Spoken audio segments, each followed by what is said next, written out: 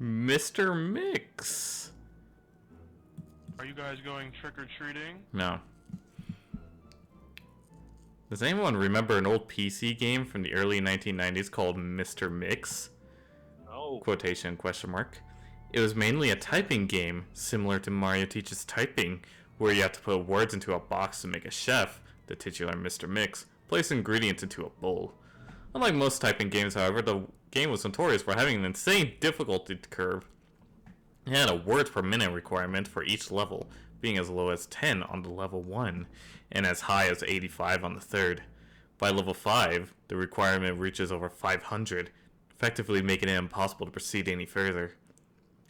One of the main things that people immediately noticed about this game was the background music. On the first level, it was an unsettling pattern of growls that progressively got louder as the level went on, often causing damage to early computer speakers that were not designed to handle extremely high volumes. The second level had no music at all, and the third had what sounded like a very low quality recording of a hairdryer playing in the background. The remaining two levels had incredibly high-pitched ringing throughout that caused severe eardrum damage to those who managed to get that far. Another rather disturbing aspect of the game was the design of Mr. Mix himself. He was a large, round-faced, overweight man with beady eyes and red spots on his cheeks. Most children who played the... Already kind of a pacing issue, like... Alright. We're gonna talk about this game, you know, it's a simple typing game. Let's talk about the music before we talk about what the character looks like, you know?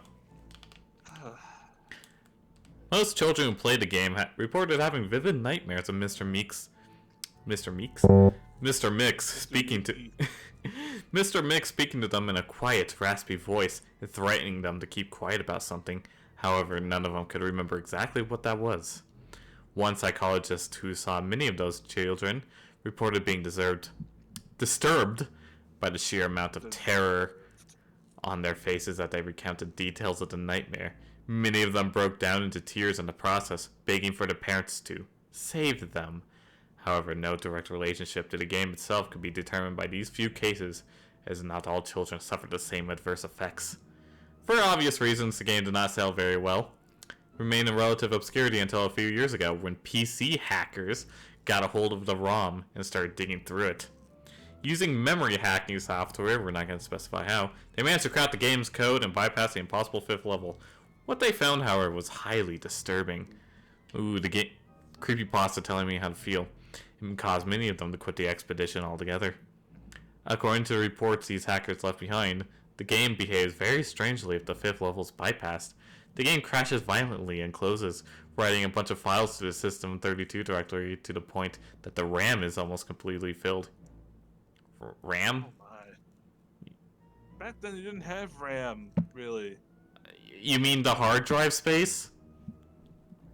These files are reportedly pictures of people with horribly deformed faces appearing to scream in pain and agony, their eyes bleeding from their tear ducts, and their outer layer of skin torn clean off in multiple places.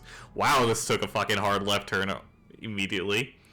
If the user attempts to delete these files, the computer will violently crash again, and blue screen cause... This is the second time it said violently crash, causing permanent, irreparable damage to the hard drive. The hackers found that this was caused by a lone byte in the game's ROM that triggered when the 5th level was completed. After removing this byte, they were able to proceed to the 6th and final level. Okay, so... time out. They were able to access this game's source code, but like... and I assume the resources and shit to the point where they're able to like directly edit the game's code, but like... never mind. I don't know, bro. It seems kind of fucking stupid. Unfortunately, all of the original hackers declined to discuss what they saw in the final level because the author is very lazy.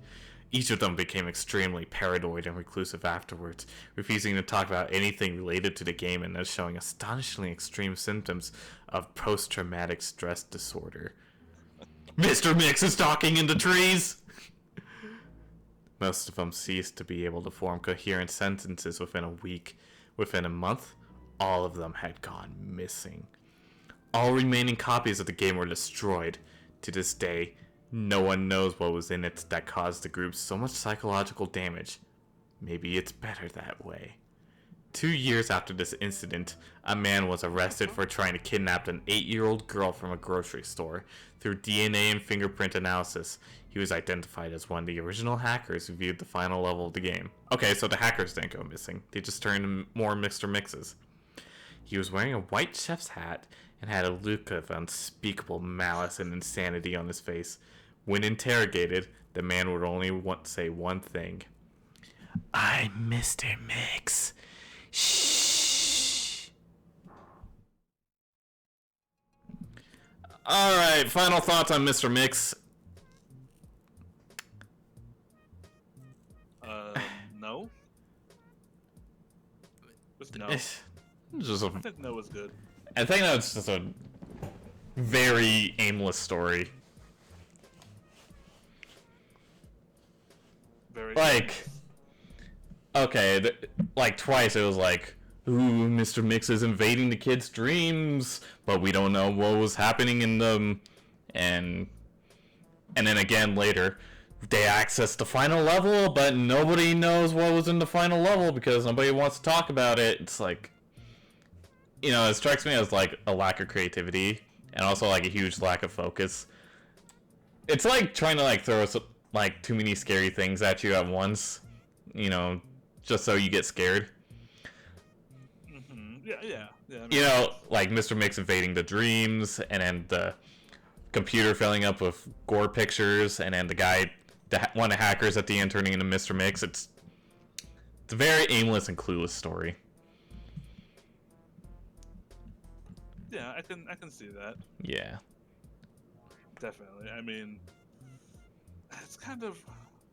it's a silly story, to be certain. I feel like it doesn't take itself too seriously. Maybe, but like, I don't know. I feel like it could have done more, even with just like the basic ass spooky obscure video game format. Like, could have. Yeah, there wasn't really a point to this. That's basically all I have to say about Mr. Mix. That's brutal. Yeah.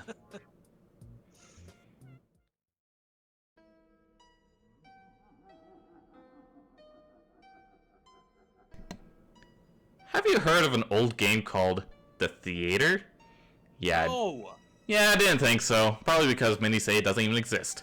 You see, The Theater was released around the same time as Doom. Today, if you ever find it, it's only available on crappy bootleg CD-ROMs, which, more often than not, don't even actually contain the game.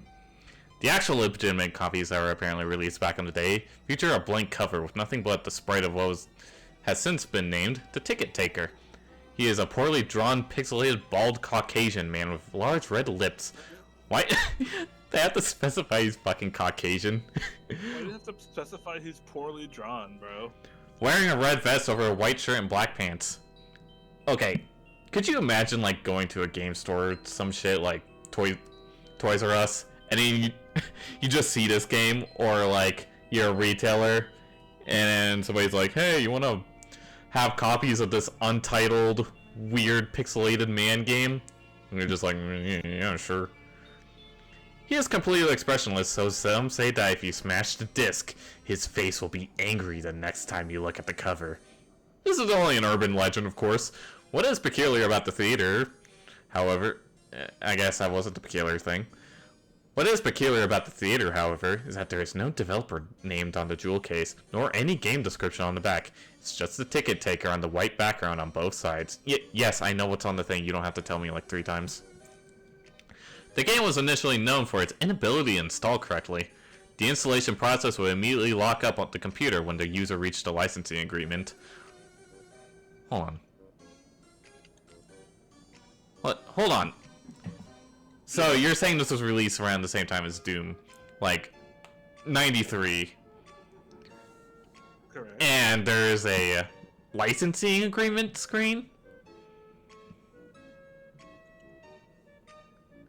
Okay, this would have made sense if this was like released in like the late 90s, but whatever.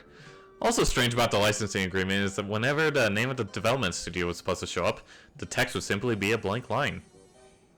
Anyways, most people who have claimed to own one of the original CDs say that they figured out how to install the game by rebooting their computer on the licensing agreements page with the disc still inside. I guess it's not a floppy disk. Following that, they are prompted to press I agree on startup before continuing with the installation. Supposedly, if a player manages to find what they believe it to be a working copy, the installer window will freeze. I'm not going to go into that anymore, and it's beating a dead horse. The installer window will freeze and stop responding before they can click their first next. Some also find that their PCs do not lock up, and it is only the installer that freezes. It is unknown if these effects... There is a lot of fucking detail going on this buggy-ass installation screen. It is unknown if these effects come from actual copies or fakes, but it is widely thought that so-called working copies are illegitimate and made to draw internet attention. No proof of the installation effects. Okay, are we done with that? Please. Upon proper The story could like get to the point already. Upon proper installation, the game will start up without any introduction, other than a main menu that is merely the sprite of the movie theater's exterior on an empty street. The title fades in prior to 3 menu buttons. New Game, Load, Options. Selecting Options immediately crashes the game to the desktop. Load is said to not function at all. Even if you do have a saved game, nothing will happen when you press it. Thus, New Game is the only working menu option. Once it is selected, you will find yourself in a first-person viewpoint, standing in a movie theater lobby. The room is empty, with the exception of the ticket taker in the front of a dark hallway, which one can only assume leads to the theaters themselves. There's nothing to do but look at the poorly drawn, mostly legible movie theater posters, or approach the ticket taker. Upon doing so, a very low-quality sound clip. What the fuck? What is happening right now? Alright, so you start the game, you're in a crappy-looking theater. And then, upon approaching the ticket taker, a very low quality sound clip will play saying, "Thank you, please enjoy the movie," along with a speech box that reads the same thing. After walking into the hallway, the screen will fade to black, and you'll find yourself back in the empty lobby. The rest of the game consists of you doing the exact thing again and again and again. So, I guess the reason why you focus on the installation screen for so long is that he had nothing to describe the game. While this may sound like a tedious experience, because it is, a number of peculiar things will occur as you continue to play the game. The number of times you have to enter the hall after giving your ticket to the ticket taker, ticket, before the strange events begin is unknown. Most players state that it's completely random and can take anyone from the first playthrough to the 400th. Wow. The ensuing events, though, have deeply disturbed the players that experienced them.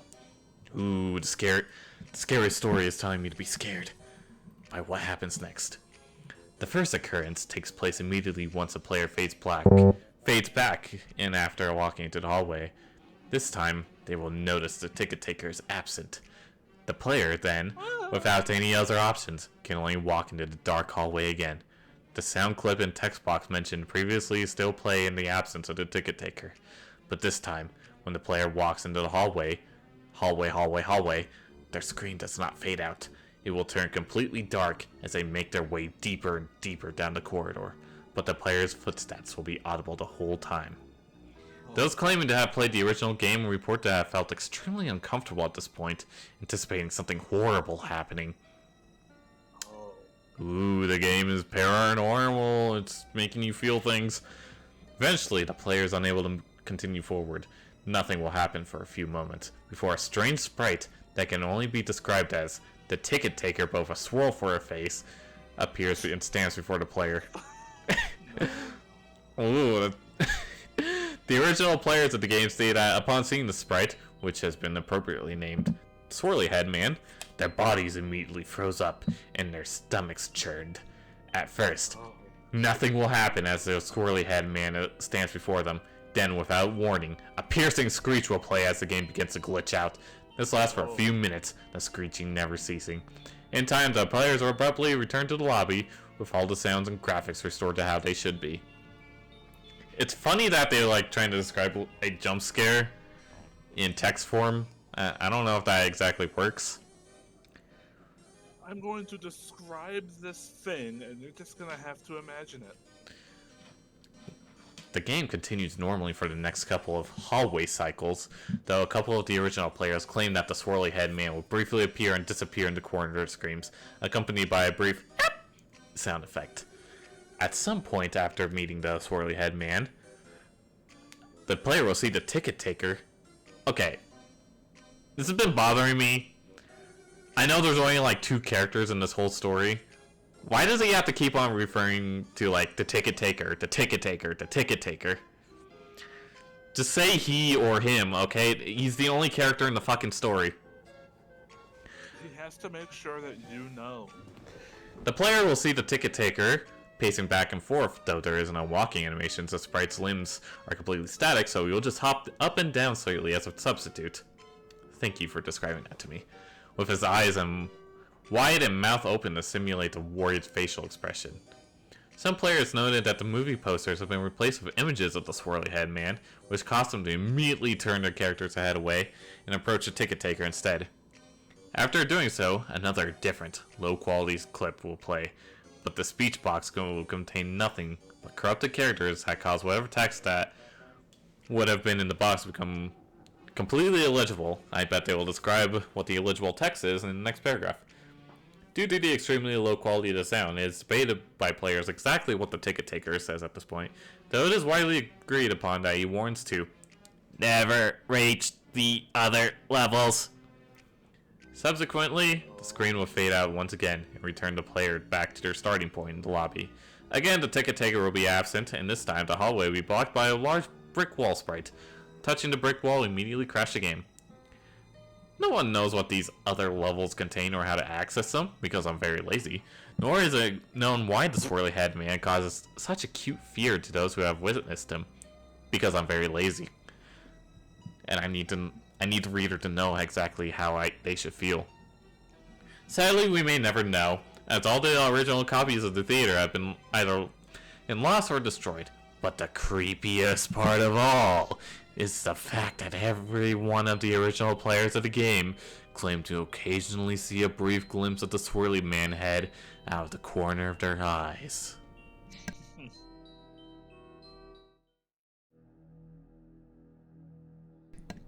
Final thoughts? It was kind of another nothing burger of a story, to be honest. I was waiting for him to get to the point. The entire story, and he never got there. It was just... I mean, the whole climax was just a corrupted sprite jumping out and scaring the player. There's this Vine back in the day of a girl who basically keeps saying to subtract an additive, like a number. It's like one of those things that it's like a mind trick. And then at the end, she's supposed to say what number you're thinking, and then she just says bye. But she doesn't even say what number you're thinking of. She just says bye, and the video ends. That's what this is.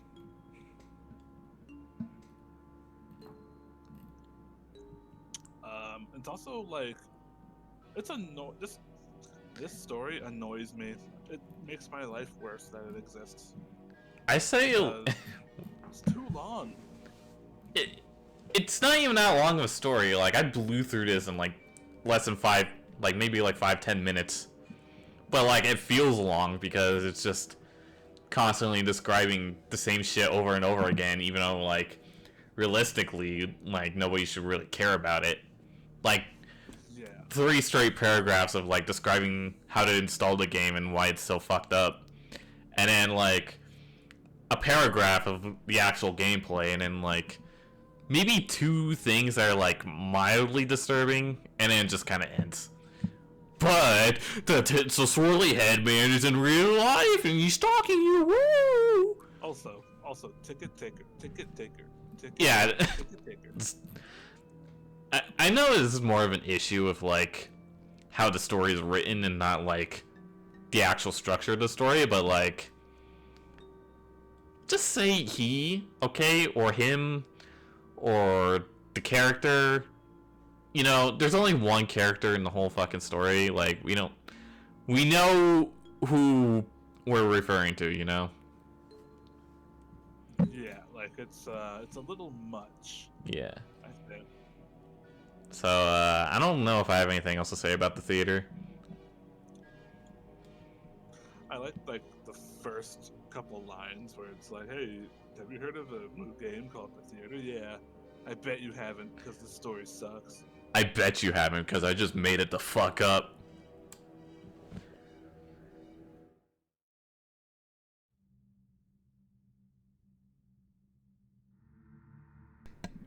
Mario has been a gaming icon for decades, present in countless titles. Yeah, they can't count them all. Although no year in recent memory has gone past without some type of Mario game being released, series fans will remember the nearly decade-long drought of original Mario platformers. From 1997 to 2005, there was only a single new one released: Super Mario Sunshine. Okay, what's so abnormal about this? Interesting timeline that this game, that this story has placed on us. You know, I can just say the same thing today. From 2017 to 2025, only Super Mario Wonder came out during that period. I don't know what the story is basing itself on. During the second part of this drought, after Sunshine's release, the mysterious Super Mario 128 was the main focus of the fan base. I guess. I don't know. I was alive during this period. I didn't really. I don't really recall anybody talking about 128 that much. No concrete information was given on the game. Eventually, series creator Shigeru Miyamoto claimed it had simply been a series of test concepts that were never intended to be an actual game. The mystery faded from memory as the Mario drought finally ended. What Mario drought? I don't recall anybody talking about this. Homeboy's making up fucking plot points for his own story. And most people forgot about the game that had once been the center of every Mario fan's imagination. The Mario drought corresponded with a bad era for Nintendo in terms of console sales. Okay, there is some actual truth to this. The Nintendo 64 and GameCube did not have the financial successes of the earlier Nintendo Entertainment System and Super Nintendo, or the later Wii. For a very proud company that relied solely on video games to make money, I guess. Fuck their toy line. This was quite upsetting for the higher ranking employees who were attached to the company and felt its success or failure reflected on them personally. Which it does. Okay. Nintendo started working on a sequel to the 1996 Super Mario 64 shortly after the game was released, but during the late 90s, it became clear they were not winning the console war. The Super Mario 64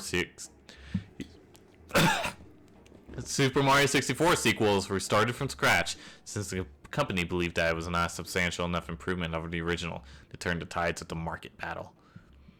Seeing the generally more realistic and violent games on Sony's PlayStation, like Crash Bandicoot, the market leader, Nintendo, considered making a Mario that was closer in tone to what the public seemed to want. There was quite a bit of internal conflict over how far to go with this new direction, and the new Mario was clearly not going to be ready until Nintendo's next console, the GameCube. The only hint of this release to the public was a comment by Miyamoto. He apparently thought Mario and Luigi should act, quote-unquote, more like grown-ups in their games for the soon-to-be released GameCube. Citation? Could I get a source on that? The new Mario project was ultimately split into two games. Luigi's Mansion, which reflected the darker tone that many felt the series should turn to, although it was still toned down quite a bit. I cannot read. Although it was still toned down quite a bit compared to what some Nintendo executives and developers wanted, and Super Mario Sunshine, which went in the complete opposite direction. As we all know, the opposite of ghosts is water. Both were released within a year of the GameCube, and Nintendo felt confident that their new system and Mario games would return to their former glory as market leader. As not evident by the release of the PS2. As those familiar with gaming history know, they didn't! Fuck them! The GameCube did even worse in market share than the Nintendo 64, and the mass market taste shifted even more towards violent, realistic games, like Jak and Daxter and Final Fantasy X. During this period, the somber mood at Nintendo intensified, and the darker Mario project was revived, this time codenamed Super Mario 128. Dun dun dun! It isn't clear exactly what happened at Nintendo during this time period because I'm very lazy. As we know, nothing called Super Mario 128 was ever released or publicly shown. The source that revealed the internal strife at Nintendo, got him stuttering and mumbling like an idiot. The source that revealed internal strife at Nintendo during the later Nintendo 64 era refused to discuss what was happening during the time of the GameCube's failure, but released a prototype of Super Mario 128 Online that can be played on the Wii Homebrew channel. That's it? No. The following is a recollection of my time playing it. The game was clearly an early beta. The title screen is nothing but white text saying Super Mario 128 against a black background. Clearly. So it's not a beta, it's an alpha. There was no options menu or save file selection either. Ooh. After the title screen, the game started. Bowser's laugh from Super Mario 64 looped in the background while plain text box displayed this dialogue. Mario, I have taken Princess Peach. She will not live to see the sunrise tomorrow unless you take her place. You know what to do and where to go. Do not try to stop me unless you want to hasten her death. The game was certainly going for a darker tone. After I made the text box go away, go away text box, I was strived right into gameplay. The first thing I noticed was Mario's character model.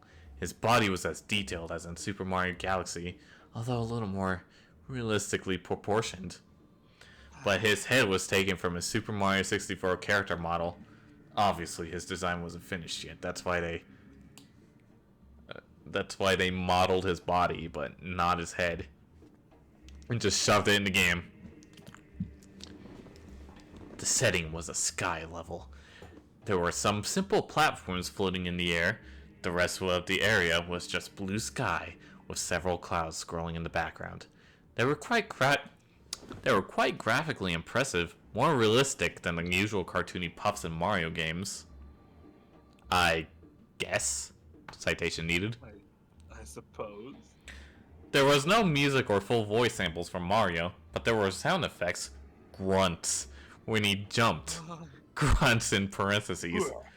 The quake sound effect. The jumping was more subdued than in other Mario games. He didn't jump as high as he usually did, and you had a little control over his movement in the air, so it's like Castlevania. The different types of jumps in every 3D Mario weren't present. I played through the level. There was nothing especially notable about the gameplay.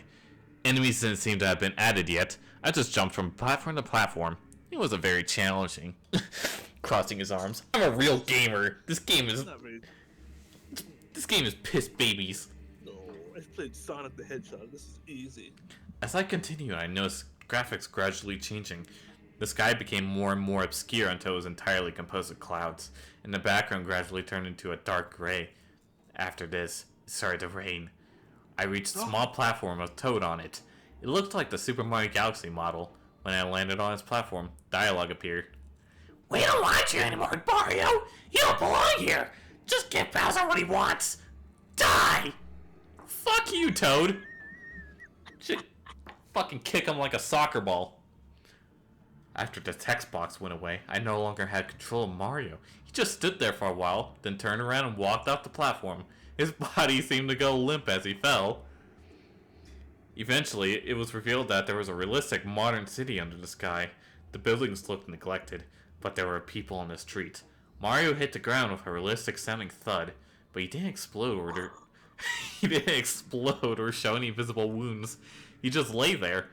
The people in the city were walking by. Realistic thud. A realistic thud as opposed to a very fake sounding thud. The people in the city were walking by, ignoring him, although I thought I saw a few glance at him with cold, somewhat angry expressions. Yeah, fuck him. Fuck that guy. This went on for a few minutes. Eventually, people stopped appearing. Mario got up. I was back in control, but he couldn't jump at all. Had a reduced walking speed. Alright, GTA Mario time. The large buildings of the city didn't appear to be interactive. Ooh, is this a modern Pokemon game? So I just walked down the street for a while. Eventually, I found a small house that seemed out of place among the larger buildings. I mean, I've seen, like, small houses in, like, the middle of downtown areas. Yeah. When I approached the door, Mario opened it. The screen went white and some black text appeared. House of Torrent Memories. This seemed to be the level title. When I pressed the button, the screen faded back to Mario. He was inside the house from before. Everything seemed bigger than it should have been. Not gigantic, but scaled as if Mario was a very small child. Sure. The house was filled with normal objects covered in dust and signs of neglect. There were no people on the ground floor, just things like broken lamps and rotting food. I found a door that opened to a set of stairs going down, leading to a basement. In the basement, I found a dilapidated couch and a broken TV. However, what really caught my attention was what was on the couch. 2 skeletons that appeared to be children, judging by their size. Due to the scale of the house, they were still larger than Mario. I was starting to get really disturbed by now. Ooh, I'm freaked out! How had a Mario game containing this been programmed to this extent? How had a Mario game contain hyper-realistic skeletons? I went up to the skeletons and tried pressing buttons to interact with them or the TV, but nothing seemed to happen. I was about to turn around and look elsewhere and I was nearly scared to death by a deafeningly loud crash coming from the game. So he was scared to death, and it was deafening, so he can't hear anymore. What appeared to be Bowser seemed to have broken through the floor from below and landed in front of Mario.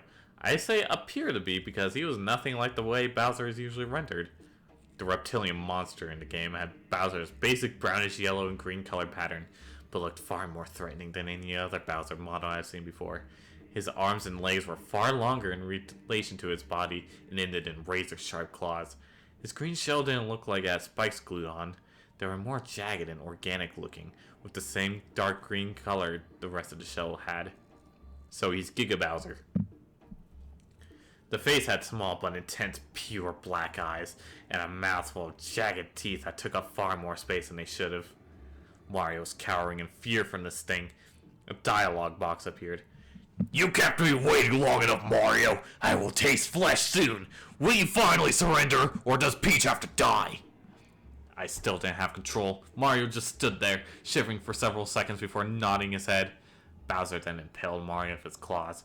There was no blood, but it was clear from the animation and sound effects, I thought this game didn't have sound effects, that the sharp digits of Bowser's hand had gone through Mario's body.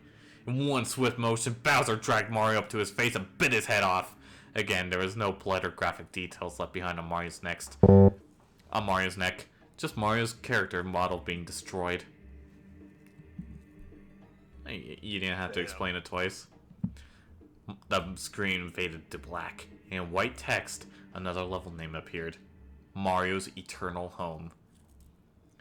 Mario's character model was whole again when the level started. It was the only thing on the screen besides a black background. He was floating, as if in space. I could somewhat control him, but it felt more like I was deciding the general direction in which Mario would tumble, rather than fully deciding his movement. It's kind of a roundabout way of saying the controls were fucked up. As I drifted towards no apparent destination, voices faded in.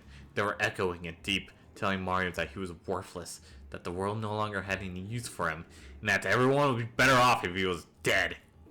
High-pitched crying was layered on top of the voices after a while. It sounded like it was supposed to be Mario's cries. This really disturbed me, and I found myself fighting back tears. Oh, so sad. I'm so afraid. This game is making me scared. For reasons I couldn't understand, this was affecting me on an emotional level. The voices and aimless wandering went on for several minutes until I spotted a light gray speck in the distance. I moved towards it. It took a very long time to reach and grew closer at a much slower rate than it should have. Well, okay. When I was close enough to make it out, I saw that it was a tombstone. It was a very plain one with cracks in several places. When I got right next to it, I could see writing on its surface. I turned off the system right after reading it. I'm not going to play the beta or hack or whatever this was again. There was a single word written on the tombstone. Innocence.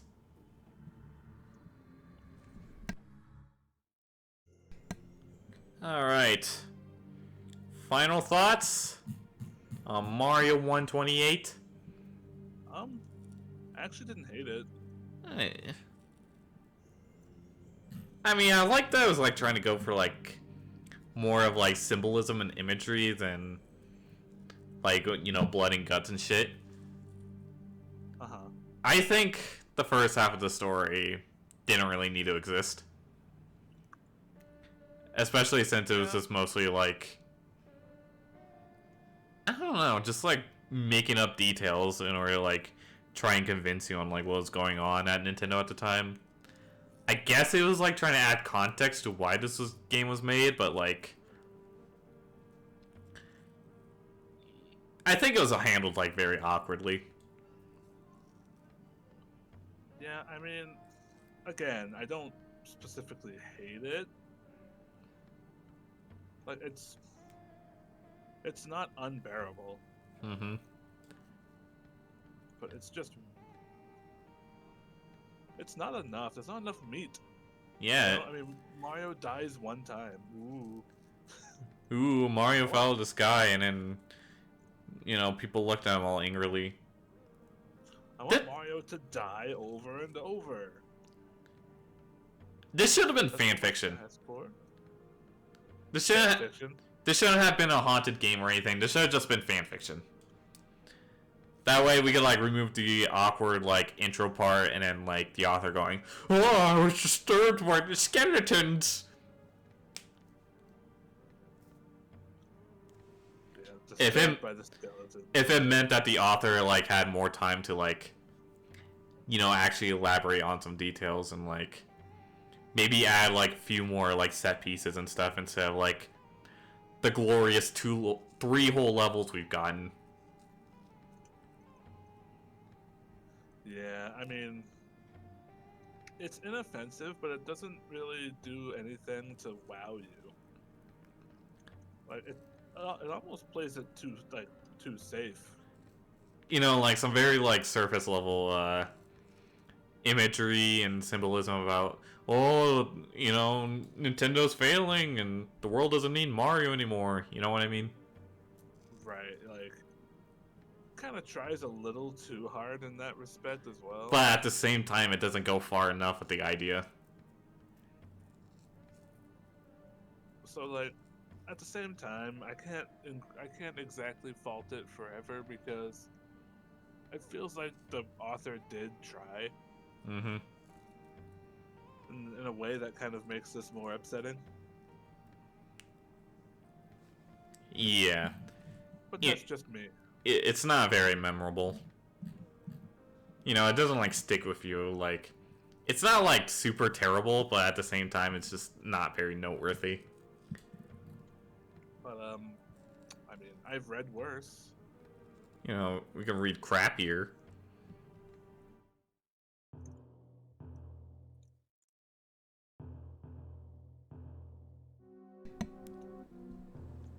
The phrase, "the internet is for porn," isn't too shy of the truth. What a great way to start the story. If you are graced with unrestricted internet access, there's no doubt that you'll be exposed to inappropriate content like I have. I didn't develop an addiction. Sure, buddy. But I did see some things that stuck with me, and it wasn't just pornography. I came across books, music, and even video games that showed me what kind of things humanity is attracted to.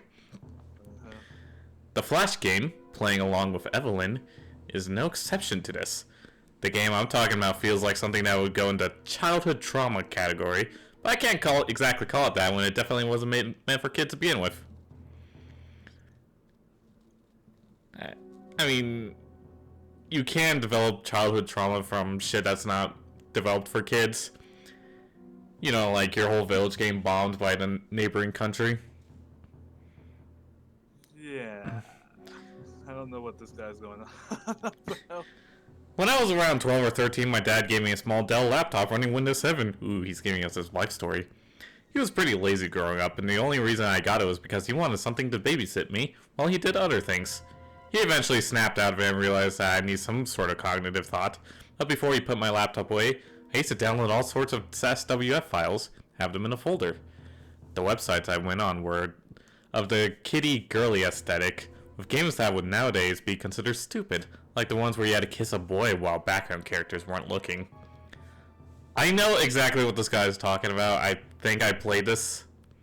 I do too, actually. I'm kind of getting cognitive dissonance here. This game, though, brought back bad memories to me as an adult. I remembered it scaring me for its extreme subject matter, but because of my head being so fuzzy after those years, I can't remember what the game's purpose was. That was until I found my old laptop from all those years back, along with a charger that somehow still worked. It took a hot minute to start up, and so did opening a few applications, but just when I was thinking about pawning it, I saw the folder, my collection of old girly games from the mid to late 2010s. The game that scared me fuckless as a kid. Scared me fuckless. Okay, enough with the fucking foreplay, okay? This weird game that you're talking about is so scary. Are you gonna get to it? Or are you just gonna keep talking about how it scared you? Right. Well, we're waiting. Sat right in the middle of the file lineup. I would have been able to load the game on my laptop, but downloading a new standalone player on the OS would have been very time consuming considering how slow it was. I ultimately decided too much to write down. I ultimately decided to just pack all of those games on a thumb drive and transport to my home computer. Author's giving us he's giving us a play-by-play. Mm-hmm. You know, we gotta know how he rediscovered this game and putting on his new computer. Butters. Hi, buddies! After downloading a new standalone player on my laptop, or on my desktop, I ran the game, and there it was. Upon came a cutesy menu with the title written in cursive on the left, reading Playing Along with Evelyn, and a digital drawing of her on the right. Look at this! Look at this itty bitty little oingo boingo. Honestly, Evelyn might be bae. All while some happy xylophone music played in the background. Probably written by Kevin MacLeod or something. She had a short purple hair with striped turquoise dress, a golden earring, and a big flower in her hair. How deceitful that title screen was! Just looking at it reminded me how good it was at keeping things hidden. Alright, are you gonna finally talk about the game? Upon pressing play, it took me to a pixelated image of a house interior, and a pink bordered text box showed up at the bottom of the screen. Damn, I forgot how early you met Evelyn here. I mean, it wouldn't be a dating sim if you didn't meet your date. Upon clicking to traverse through the text, she fades into a view with a big, cute smile and begins to speak to the player. Hi there! I'm so happy to see you. How's my big, strong man doing? Oh, look at you, all fancied up in that tuxedo of yours. You're too sweet, you know that? I got us reservations at a really nice restaurant, all thanks to my accounting job. You don't gotta worry about paying for the food. I have that taken care of. So, you ready to go? Thank God, she's perfect. My God, she's an airhead! Once Evelyn asks that question, two choices pop up on the screen. We said two different things. Leave the house and go with her, or give her something first. I clicked on the latter, as I didn't exactly remember what this choice gave me in my last playthrough. You want to give me something? What is it? Flowers? Oh, you shouldn't have. What did I ever do to get a man like you? A small jingle played, and the text box on the bottom only showed a few words. Extra functions unlocked. I didn't understand what it meant by that. Could I have been talking about the date sequence I remembered so vaguely? Or maybe the end? You don't gotta question yourself. I'm sure we'll find out later. After leaving the house, there I was with Evelyn, sitting with her at a marble table, with another pixelated image of a restaurant behind her. The background played smooth jazz that sounded like it was recorded from a cabaret club. She spoke to me once again. You know, we got good screenshot, probably made in MS Paint in 5 seconds. Man, she's so cute. She looks like she'd drink all the Pepsi in my house and call me gay. She's perfect, man. She's perfect. Oh, she's stupid. Oh, this is gonna be so good. You ordered quite the fine-looking dish, big guy. Now, while we wait for our food to come, why not talk some? I'd love to get you Why is this so hard to read? I'd love to get to know you more. You're shy of Evelyn. She talks like what Nintendo fanboys think women talk like. This is a part where things get more choice-based than in the beginning. Oh, the game's getting choices. The game gave you options to talk to Evelyn. To be more specific, you could ask her questions, tell her about yourself, and compliment her. Those 3 choices each open up 3 extra ones to pick. To give context, if you chose the compliment action, the choices you got were, your hair is gorgeous, your eyes are beautiful, and your dress has such lovely colors. Picking one would result in Evelyn thanking you and telling you why that certain part of her looks the way it does. For instance, clicking on your hair is gorgeous results in her telling you how she got the flower in her hair and why purple is her favorite color. The author won't tell us so because he's very lazy. Choosing ask a question gives you things to ask her. One of them is something personal like asking where she grew up. The second choice is simple, asking what her favorite animal is.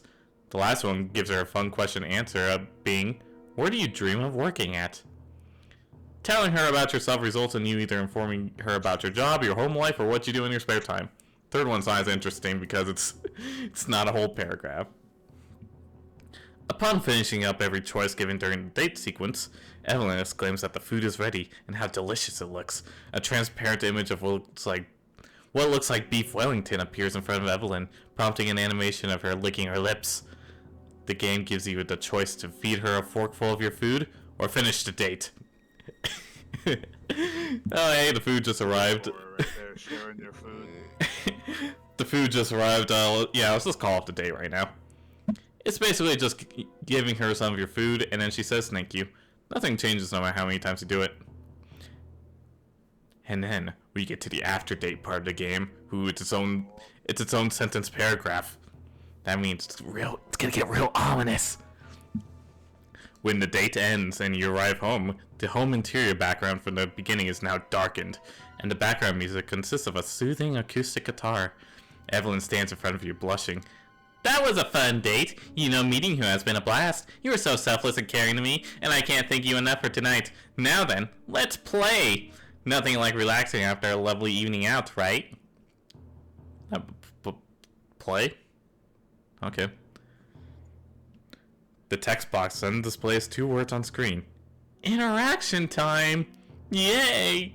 At this point, the game gives you a sidebar with plenty of options to choose from. The options were fairly simple. Petting her, poking her, kissing her, etc., etc.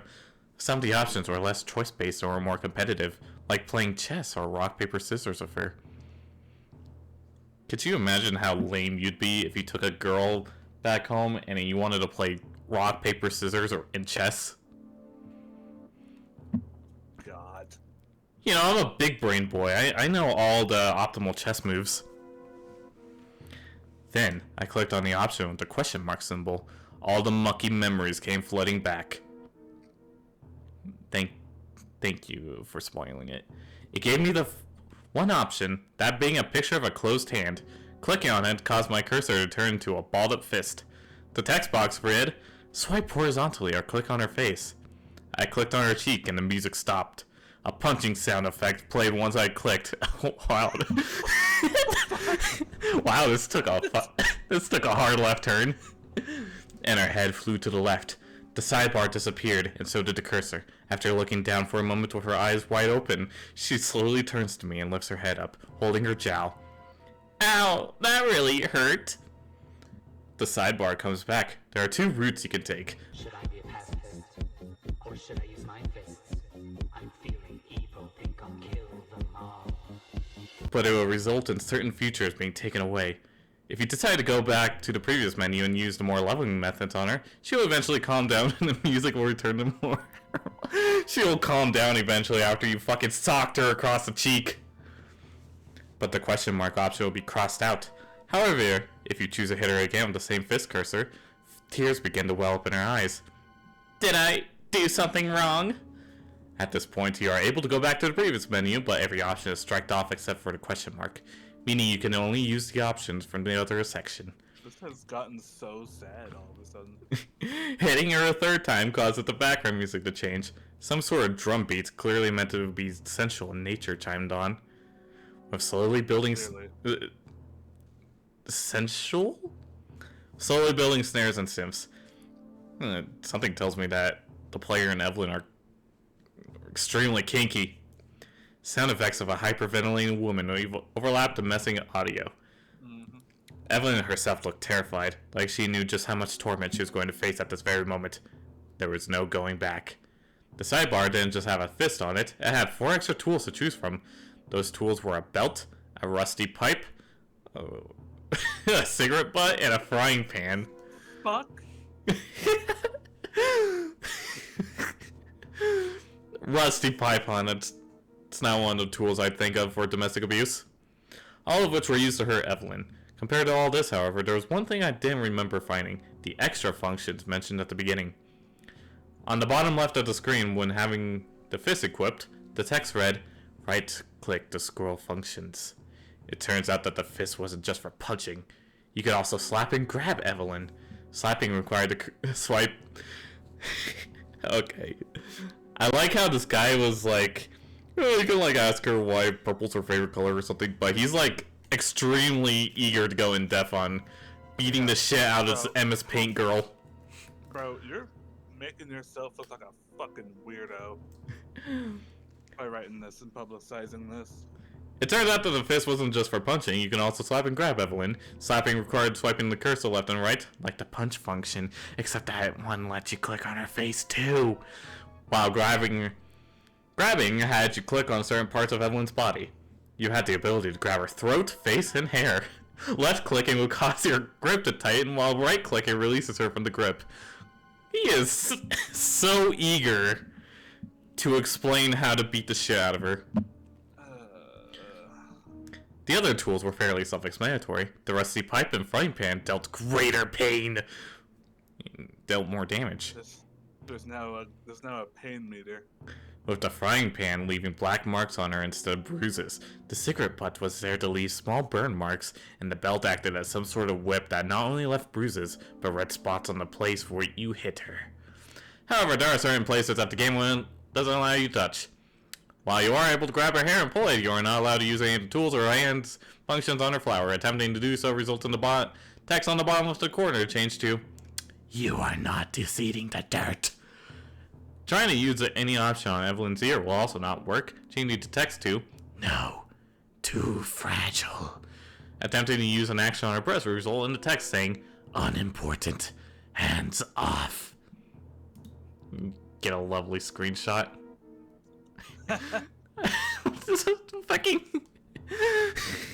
the fucking shit taken from Google Images.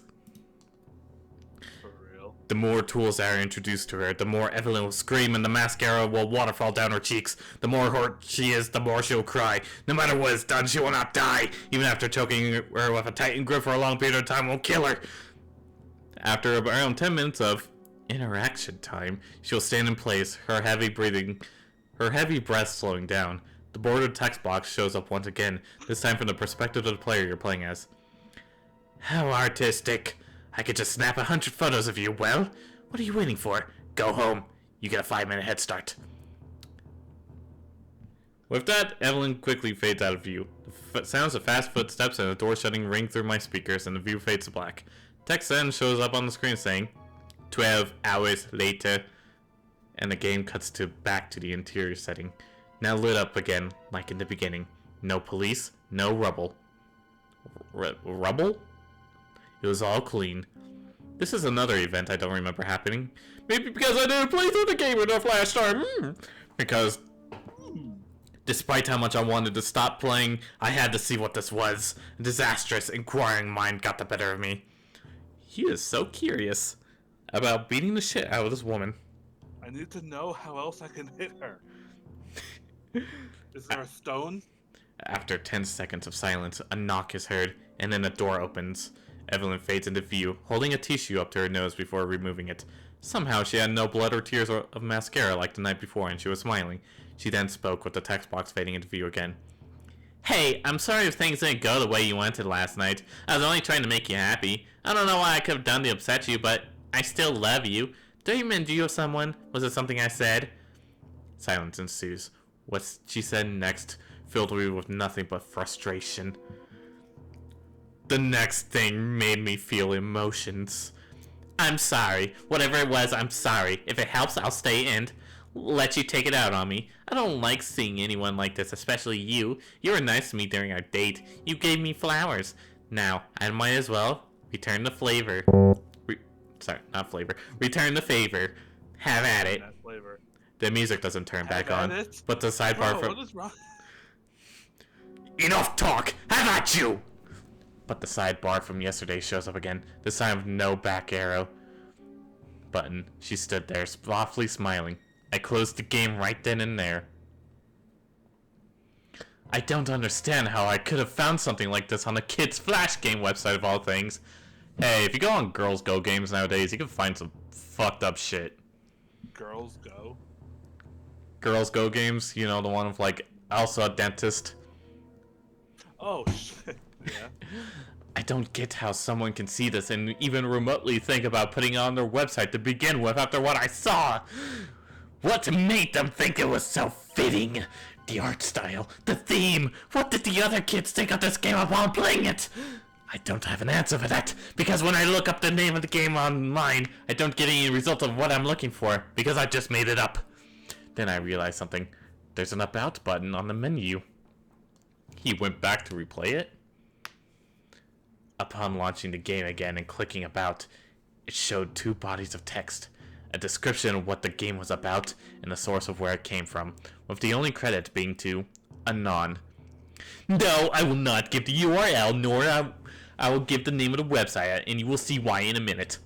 And not because I'm lazy. The Wayback Machine gave me broken links that led to nowhere, but upon going to archive.today and searching the name of the website on the snapshot query, I found the reason why the game contained that sort of content. The original source was some sort of 4chan-esque forum where people shared various forms of torture pornography, animations, videos, photos, all of it. The only way this could have been put on flash sites was for it to have been spread outside of the forum, and so it was. As I mentioned before, I am now an adult. I have a loving boyfriend. Oh, was it the girl or is he just gay? Wait. From the perspective of a woman? I have a loving boyfriend whom I explore the world and joke around with every so often. I love him with all my heart, and he loves me back. Okay, you don't gotta brag about it. Whenever I think of that game, however, what scares me most is not the fact that it turned out to be made to satisfy someone's sick fantasies. No, it's... Yeah. It's the idea of me losing everything simply by clenching my fist. Whatever the fuck that means.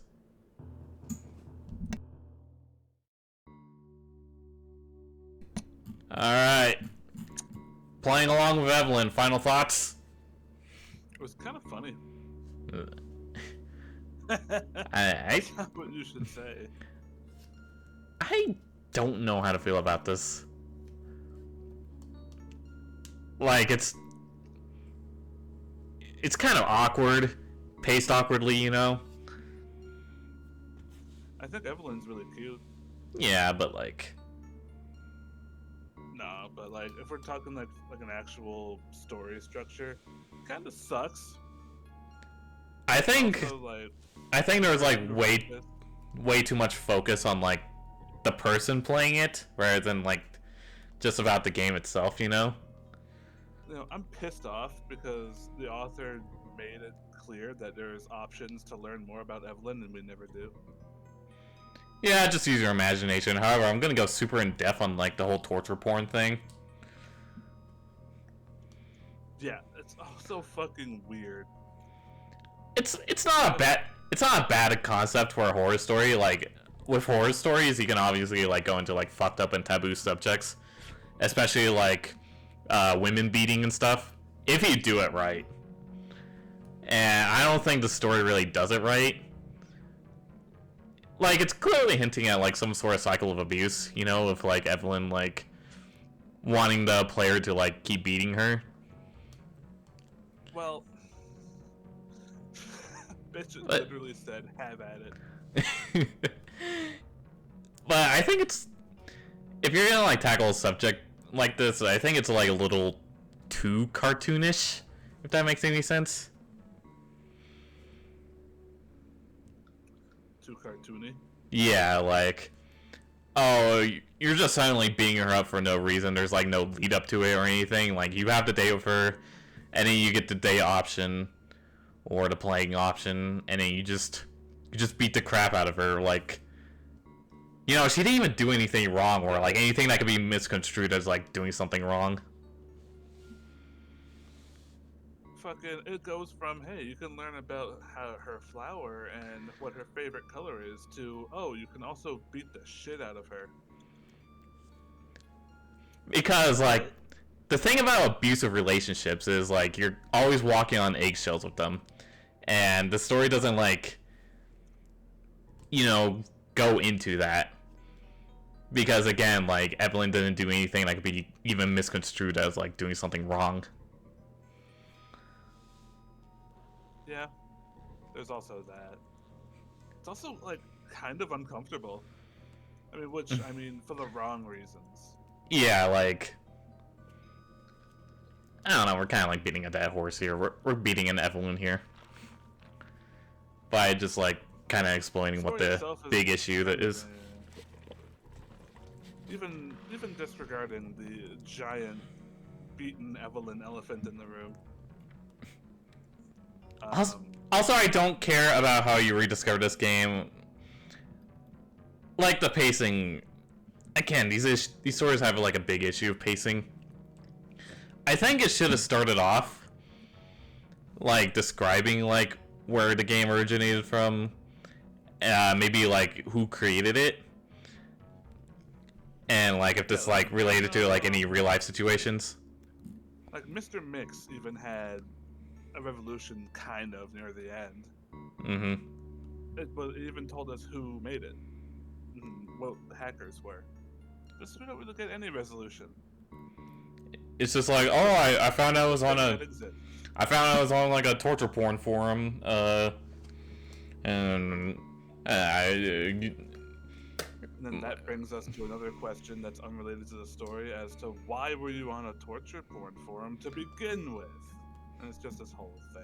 Well, the author described that she found it through like a URL through like the About Me. Are you assuming? Are you assuming what's going on? But yeah, like 4.5 out of 10. The extra half is because Evelyn's cute. Yeah.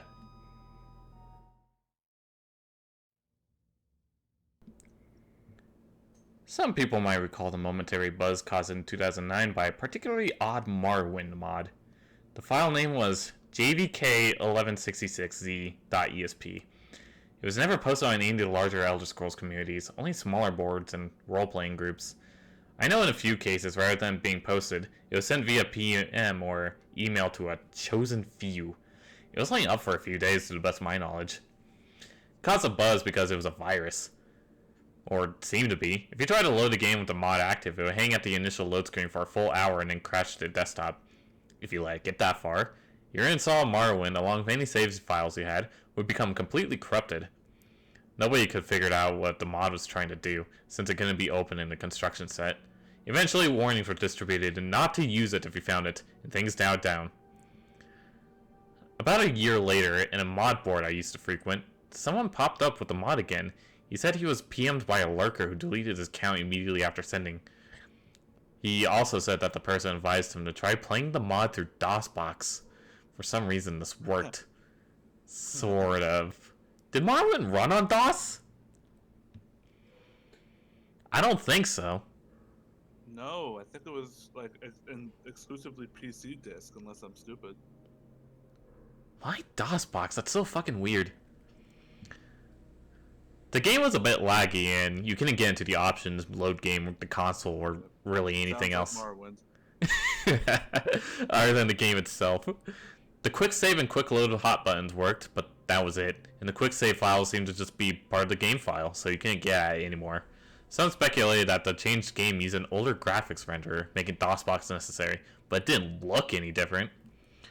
This part I can speak about from personal experience.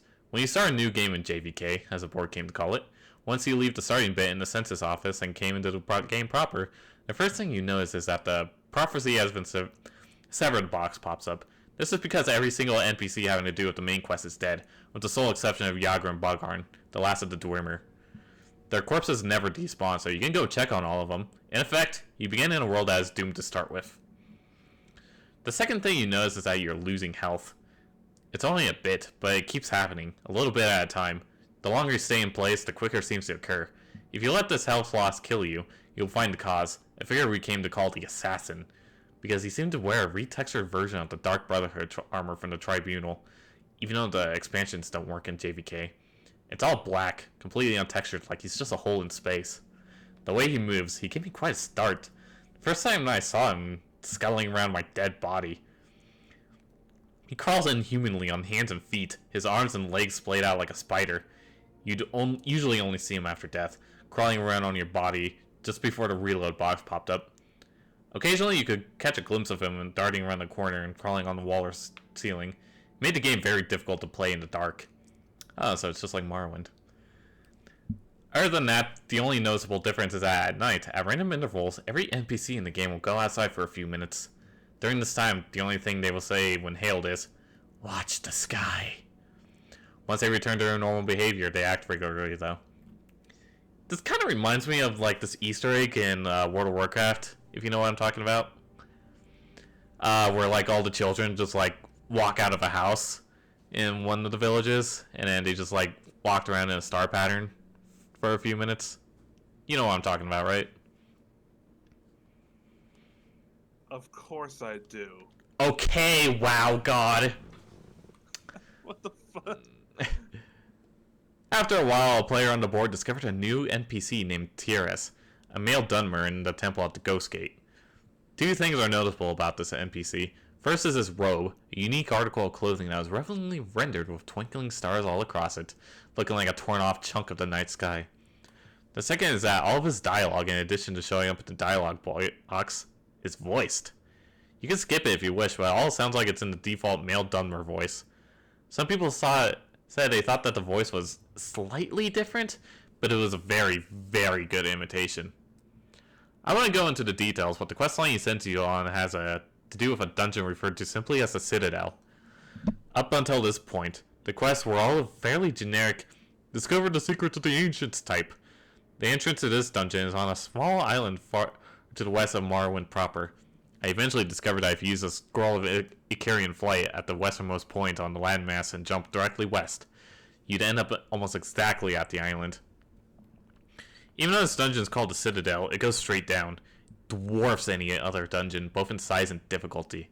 From a natural cave area, you'll proceed down into an ancestral tomb-looking area, then a Daedric ruin area, and then a Dwemer ruin area.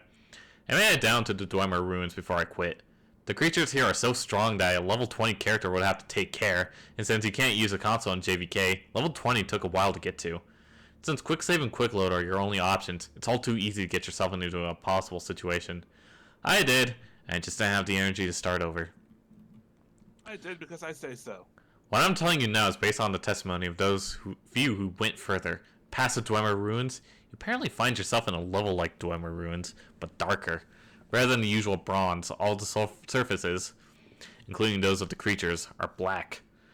The sounds of machinery are loud here and grow louder still, randomly. There's also steam or fog everywhere, limiting your vision about 10 in-game feet or so.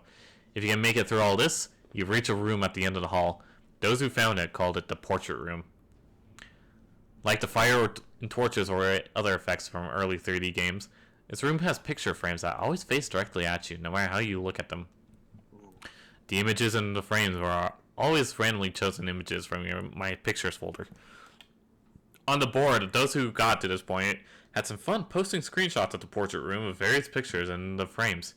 Usually porn, of course. At the end of the hall was another locked door. After admitting defeat and returning to Tyrus, he could be found saying, "Watch the sky," in his gravelly voice. What's more, nobody else in the game would say anything in all caps. Talking to them would present a completely blank dialogue box with no options at all. They wouldn't even rattle off the usual canned audible greetings. The only exception was at night, where they'd go out for a few minutes, they'd repeat it. Watch the sky. At this point, one of the players, a friend of mine on the board, noticed, and a few others who got this far agreed, that the night sky was no longer the usual night of Tamriel. It had to change to a depiction of a real night sky. And it moved.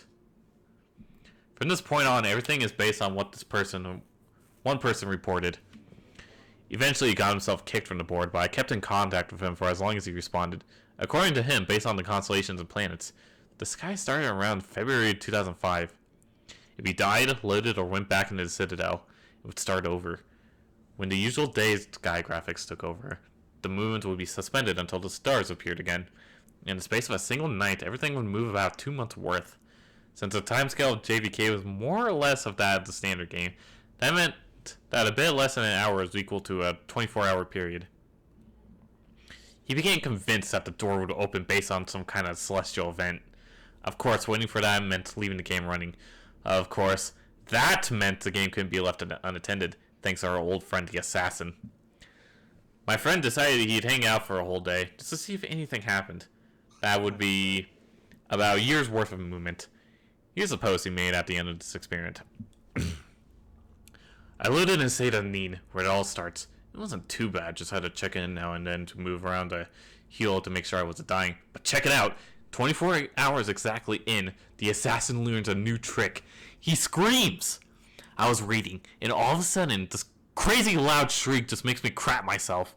It was like something out of a horror movie. I look up and there he is, just crouched down right in front of me. Of course, the second I moved my character, he ran off. When I went back down into the portrait room, the door was still locked. Damn it, damn it, damn it! A bit later, he came to the decision that he needed to wait 3 days. 3 years. His reasoning was that the PM advising us to try a DOSBox showed up in February 2008. That was the point he needed to get to. After the first shriek, the assassin stops hitting you out of nowhere. Now he'll shriek. If you don't move for a few seconds after that, he hits you. I think whoever made the mod was trying to help. At night, I've got my headphones on. I was just kind of dozing off. When he wakes me up with a shriek, I jiggle the mouse, and I'm good. Yeah. That mouse. That post was 2 days in from his laptop, once it was over. Fuck! Oh, I'm so fucking done! So I wait 3 days, right? And right after the fucking assassin made me jiggle the mouse, he shrieks again. So I look and everyone in town's outside. They're all saying, "Watch the sky!" I don't see anything though. But then the game starts getting dark, like really dark. I turned the brightness all the way up from my monitor, and I could still barely see. There are other people in the game, little figures running around in the distance, just going back and forth, try to get close. They run off. Now, I was trying to sleep, so the lights were off, and this is kind of creepy. I didn't want to get up to turn on my light because I didn't want to miss anything, but nothing fucking happened. Eventually, I go to the Citadel. It was still dark, and I had to swim. And the whole time, I could see all these guys swimming all around me, just barely there. I make it to the Citadel and it's normal light inside, and I get worried. Sure enough, the portrait door is still fucking closed. I go outside and it's all starting over. So that's it. I'm fucking going to bed, and I'm fucking done. The end. After that, 2 things happened. First, someone else who got to the portrait room claimed that the assassin was showing up in his regular Morrowind game. Quick explanation, if you reinstall Morrowind to a different folder, you can have a normal Morrowind install along with JVK. He himself chalked it to an overactive imagination at first, but he reported a couple of really big scares with the black figure crawling right at him, or seeing him waiting just around the corner before scuttling off. Another of those who reached the portrait room started a regular Morrowind game, but never saw him for sure. Just a couple of maybes late at night, and always at a distance. The second is that my friend started getting really abusive and short-tempered on the board, though he stopped talking about JVK entirely. It got so bad I was soon kicked off. I didn't hear anything from him for a couple weeks after that, so I sent him an email. This was part of his reply.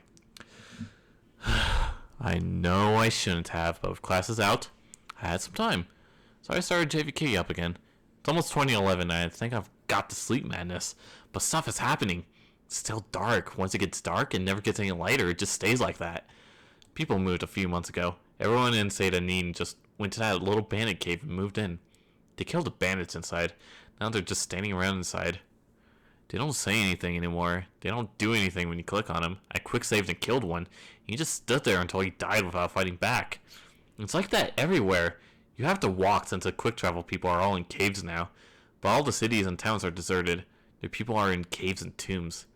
Everyone in Vivek is down in the sewers. I'm going to Ghostgate next.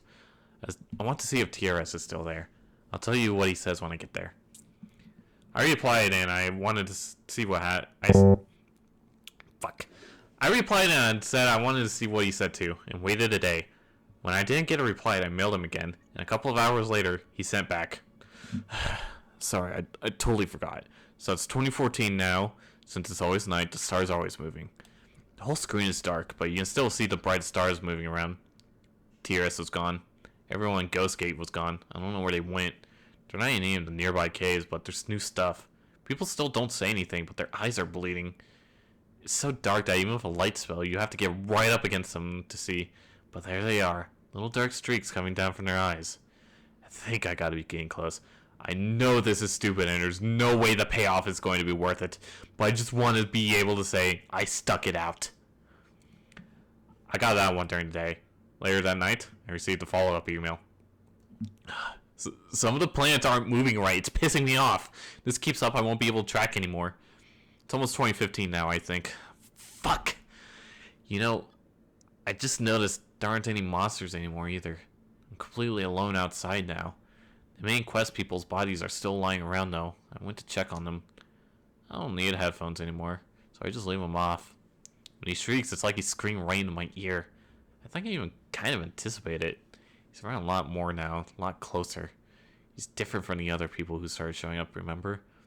They keep running around when I barely see them. I have to admit, it's kind of creepy at night.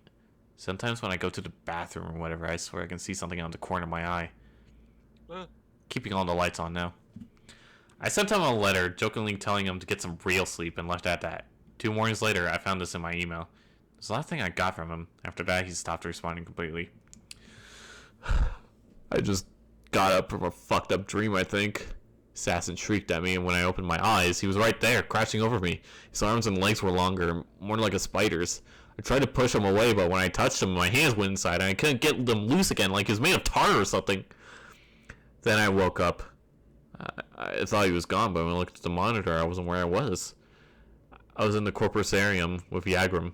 For once, light was okay. I could see him all bloated on those mechanical spider legs. I sat down at the computer and he started talking to me. Not in a box, but really talking to me in Tiara's voice. He knew things about me. He told me things I never told anyone, and some things I totally forgot about. He told me that almost nobody has made it this far, and that the door would open up soon. I just need to hang in there a little while longer. He said I knew when it was time. He said I might be the first to see one. I might be the first one to see what was inside. And then I woke up for real, but I was at the computer. I still didn't know where I was. Right now I'm swimming out to the Citadel Island, and I could hear this tapping. It's at my window. It's over on the left, so I'm sending you this because I left the laptop on my bed. To the right, just a little tap, tap, tap, tap, like he's knocking his finger against the glass. I might still be dreaming now. I guess that's the end of this story. I know there are a few other tales floating around about this mod, but this is the only one I know is true as far as it goes. I deleted my JVK copy of the game pretty much right after I gave up, but I'd like to get the mod again.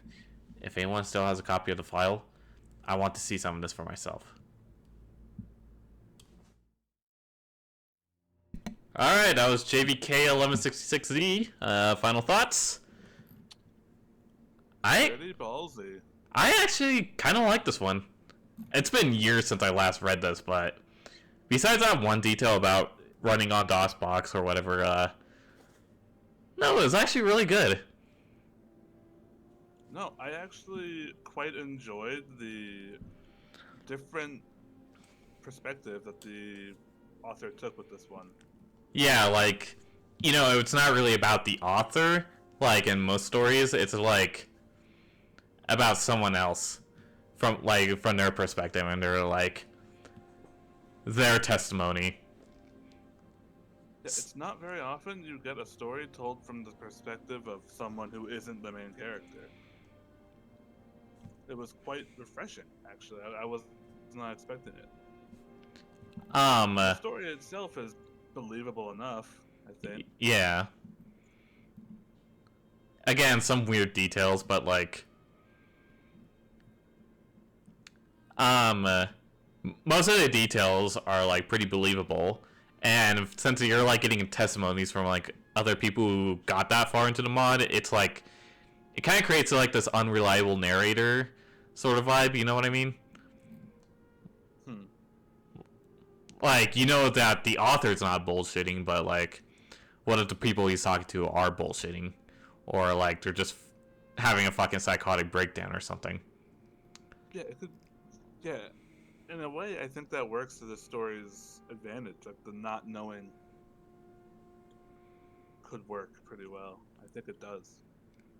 I also like the build-up of it, like the game's progressively getting more and more fucked up, and like the NPCs like doing weird things. Yeah, like it started out simple enough with NPCs going out at night. And then like you go down into a dungeon, and then there's like this locked door. It's never explained what's behind this door, but like it's got to be important. And Yeah, but we just don't know. I also kind of like the explanation, or like the implication, that like the stars around 2015, you know, don't turn out right. Yeah.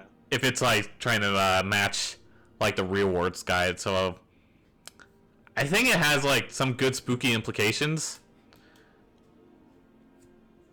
But implications are really all that this story has. Yeah, that's kind of my biggest issue with it. There's no big like resolution or anything. It's just like you just get implications. You don't like get any like real explanations. You just kind of have to like determine everything yourself. And while I think that's fine, I think the story relies on it like a little too much and doesn't give you anything concrete to work with.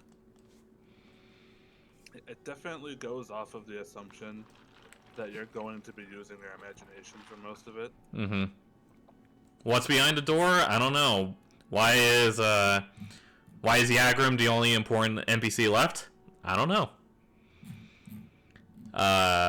Why are the stars turning all weird and shit? I don't know. What's the assassin? I don't know. It gives you like things to work with, but it doesn't give you like an answer or anything even resembling an answer. Well, maybe it doesn't give you an answer because maybe that's. I mean, the person in the story doesn't know what the hell's going on. He deleted this shit. Yeah. So it would make sense that he doesn't know what's going on. So therefore, if he doesn't know, then we won't know. At least it makes sense, but it's still kind of disappointing. Yeah. It can make sense, but I don't need to like it. If you're like kind of an impatient reader, you might even think that like nothing completely happens in the story. There's like kind of a hint that like the assassin is like breaking into real life, but other than that, yeah. It's So not bad, I don't think. it's a good story, but it needs that secret sauce in order to like make it great. It's like when you're eating a steak with shrimp. And then you eat all the shrimp and then you're left with shitty steak. Yeah. But you know what? Generous 6 out of 10. I'd give it more like a 7 out of 10. Or even an 8. Nah, I'd give it a 7. I didn't hate it. It was good beat. Yeah, I liked it.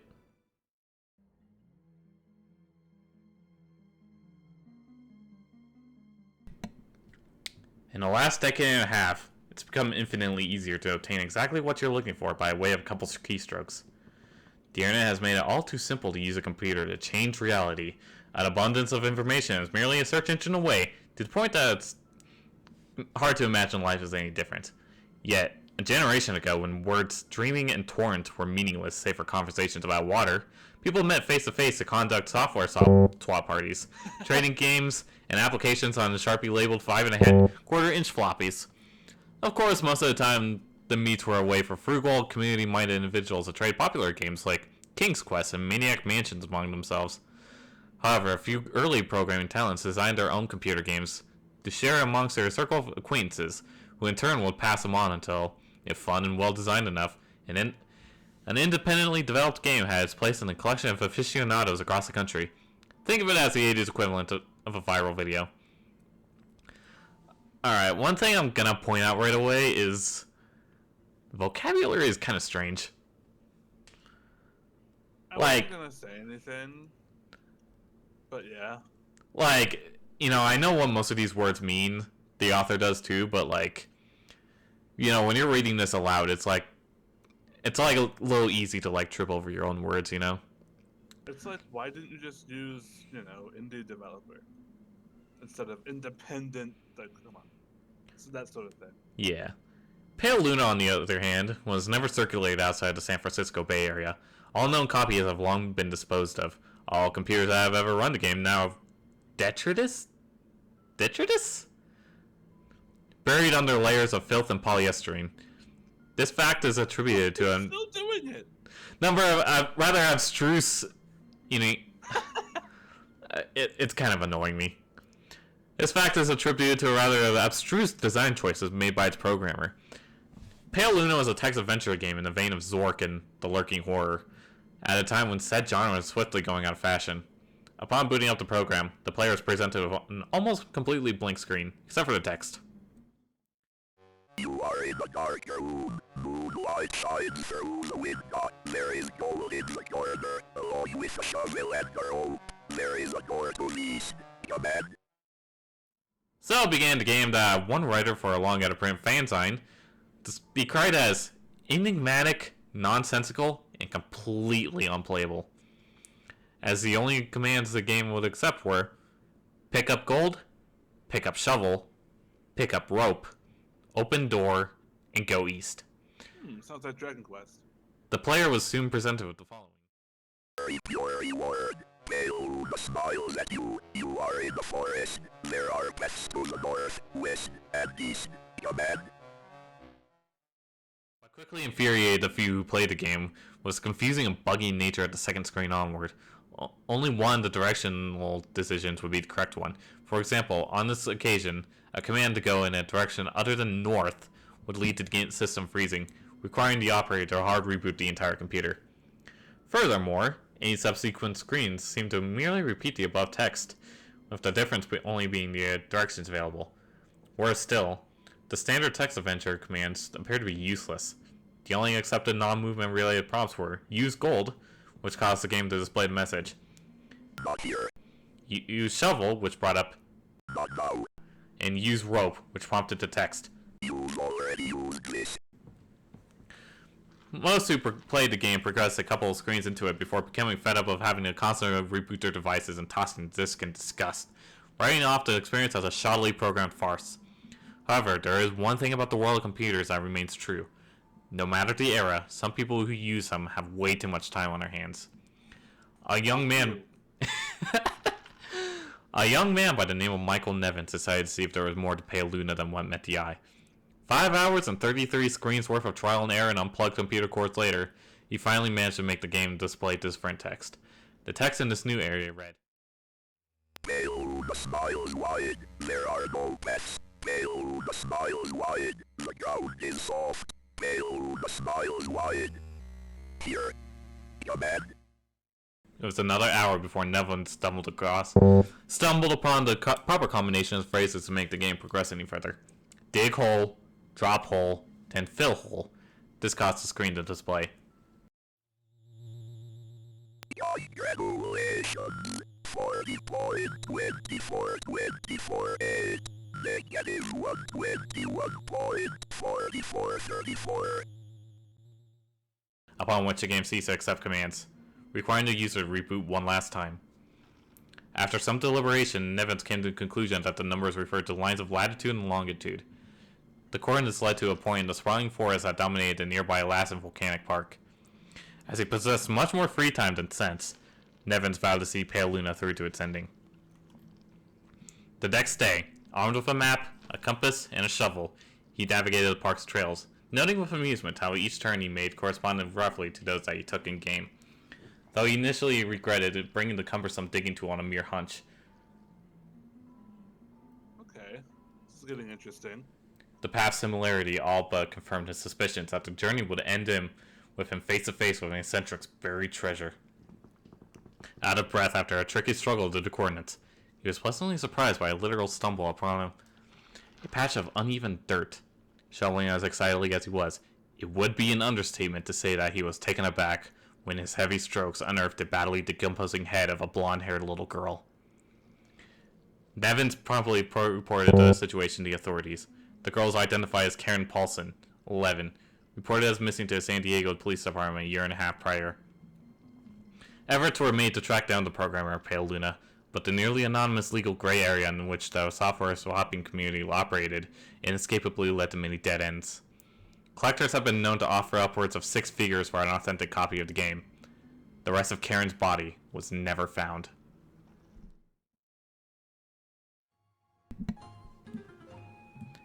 Alright, Pale Luna. I'd say that was actually really good. I actually like that one a lot. Have you heard of a phone app, maybe back in 2020, called Randonautica? Yes, I have. Do you know of the most famous case of Randonautica? Yeah, when they ask for a dead body and attract them to one. It led to an actual dead body. I got the same kind of vibes from this.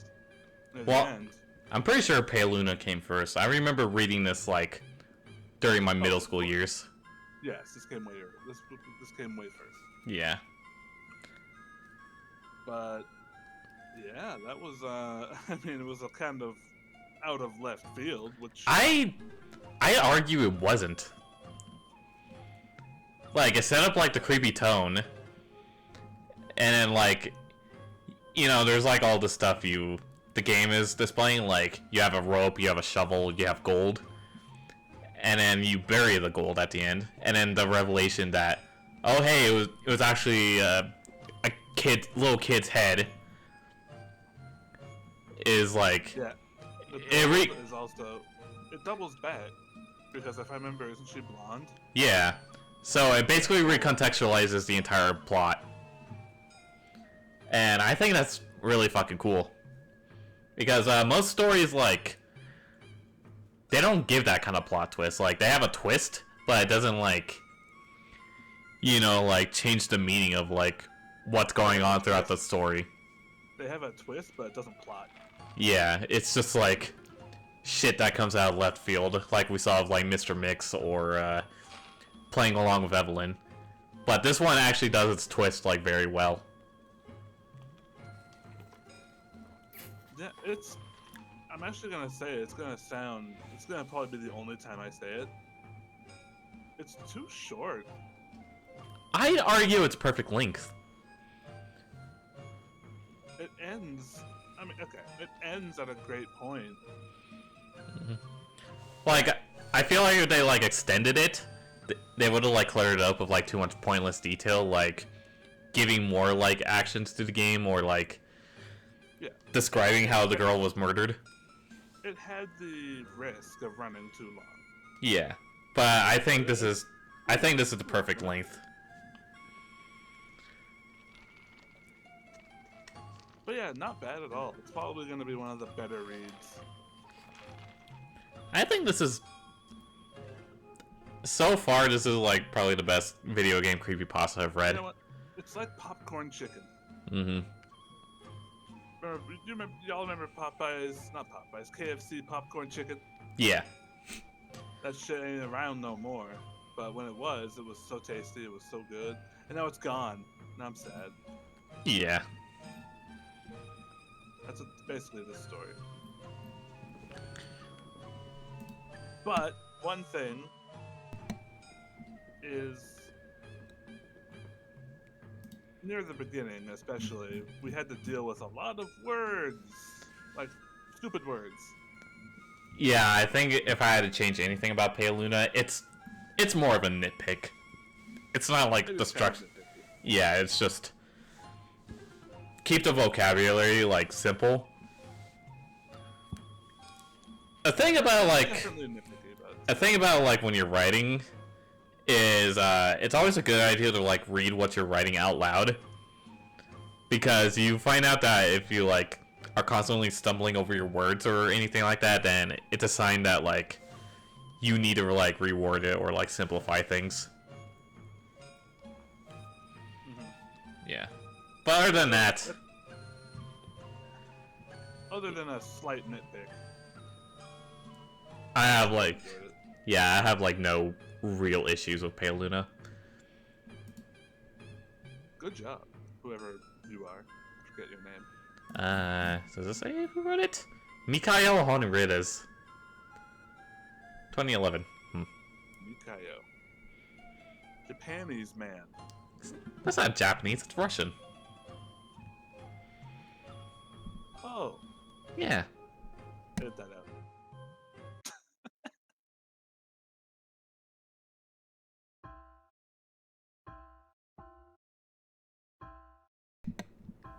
Misfortune is an obscure game for the original Game Boy.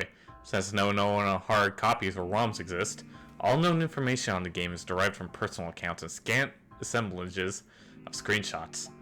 The game does not... Scant assemblage. Okay. The game does not contain any credits. Whoever created it has yet to be discovered to this day.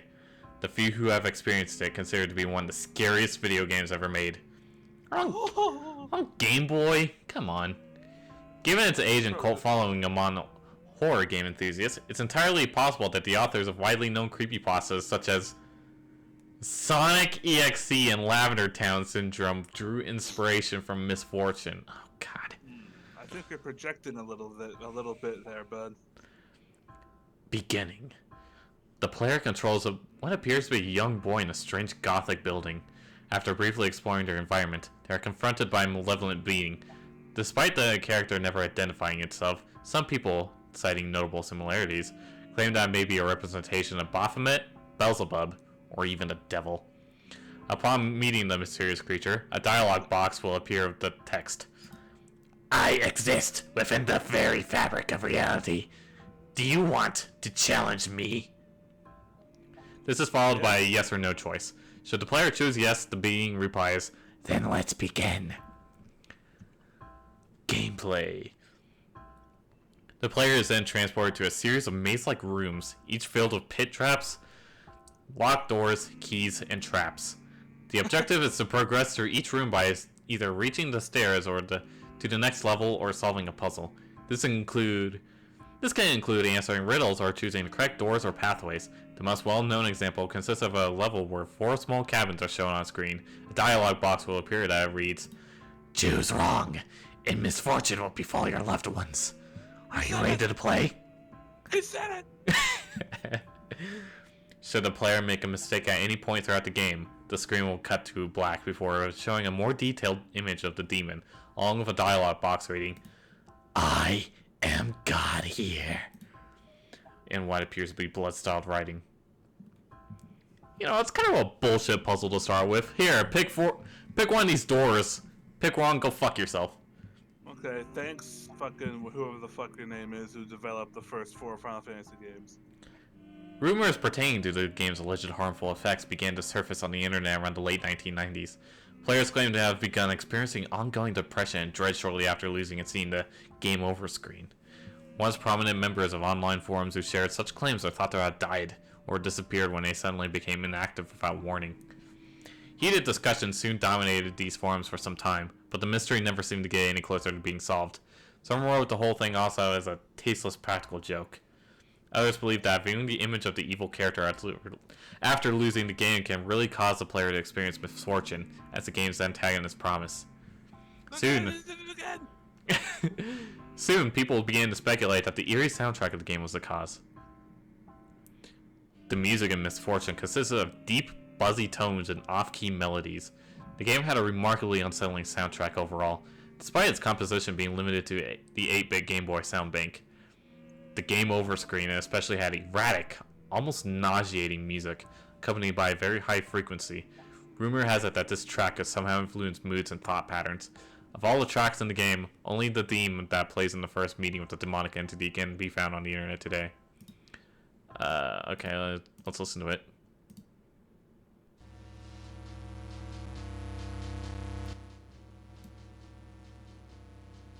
Look at this little devil boy. He's so fucking cute. Who is that? He looks like a fucking Deltarune character. He does. Dude, He this, looks like fucking. Oh my god, why am I blanking on him? dude, this music's got a sick beat. Honestly, you know what? I fuck with this. It's a pretty cool beat. I like it. I guess that's the entire song. Okay. It's supposed to be scary, but I like it. Searching for playable ROMs or cartridges of the game is futile because none exist. In fact, most of those who played it haven't sought it out, but rather stumbled upon it by accident. According to first-hand accounts, certain copies of various Game Boy titles contain Misfortune in its entirety. The means for accessing it through these games vary, but typically involve exploiting glitches or using cheating devices. Although some have detailed their steps for getting the game to run, attempts by others using the same methods have always failed. Another common observation was that many of the sprites in Misfortune had been copied from its host games. Misfortune is actually known to be integrated in the following titles: Zelda Link's Awakening, Pokemon Red, Spud's Adventure, Hey, that's the guy! Puchikarat, Atelier Marie, Japan only. Puchikarat! Puchikarat, yes! Sorry. For this section, I'm going to be speaking to you a lot less impartially and a lot more personally. It's important that you read it. Now, is the game really cursed? Does a specter really hide within and snare the innocent in its deadly game? Who knows? What I do know is that the game definitely exists. I also know what it can do. I never played it myself, you see, but I knew someone who did. Good friend of mine, actually. We were closer than brothers, and we told each other everything. He was the most enthusiastic, outgoing guy I've ever met, and, like me, he's really into video games. Sure enough, one day he told me that he found a spooky new side game hidden in Pokemon. He showed it to me, and even back then it gave me an odd feeling. Though, to be fair, I was always easily scared. Soon after, he started talking to me less and less. Later, he'd either ignore my calls or tell me he was sick or busy when I invited him out. He became something of a recluse. I did still sometimes get to see him at high school, but he rarely spoke and snapped at me when I pried too much over why he was acting in such a way. About a month later, before he got off to train after school, he said goodbye for the first time in weeks. Never forget the look he gave me that day. He was a macho, nothing gets to me type guy. He always masked his emotions really well, but in that moment he had a face filled with grief, like he was about to cry. He made me promise him one thing before he left, that I'd never play that game. That was the last time we spoke. Next morning, they found a scratched and bloody corpse hanging from his disassembled weight machine. The police concluded that he had managed to lift 220 pounds of weight over his head with the cord still attached, looped it around his neck, and released it over the side of the machine, causing a strangulation as the weight on the other side yanked him upwards. The most horrible detail about that, he was found with his hands clutching inside the makeshift noose, as if he were trying to tug it loose. That was it. Case was closed. Personally, I don't believe that's what really happened. If you are a collector or just have heard of the legend and want to experience the game for yourself, you should reconsider. Even if you deny the existence of demons and curses, the misfortune that will befall you is very real. You've been warned.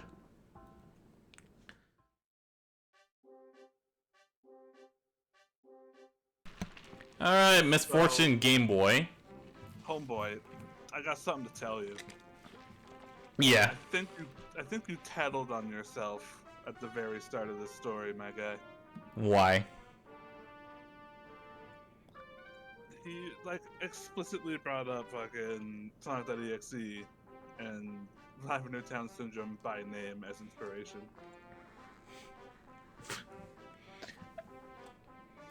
Yeah. So I mean, it wasn't a good first impression. The rest of the story, though, it's okay. It's If okay, if a little bit derivative. Okay. It pisses me off. It's okay, but it makes me mad. What about it makes you mad?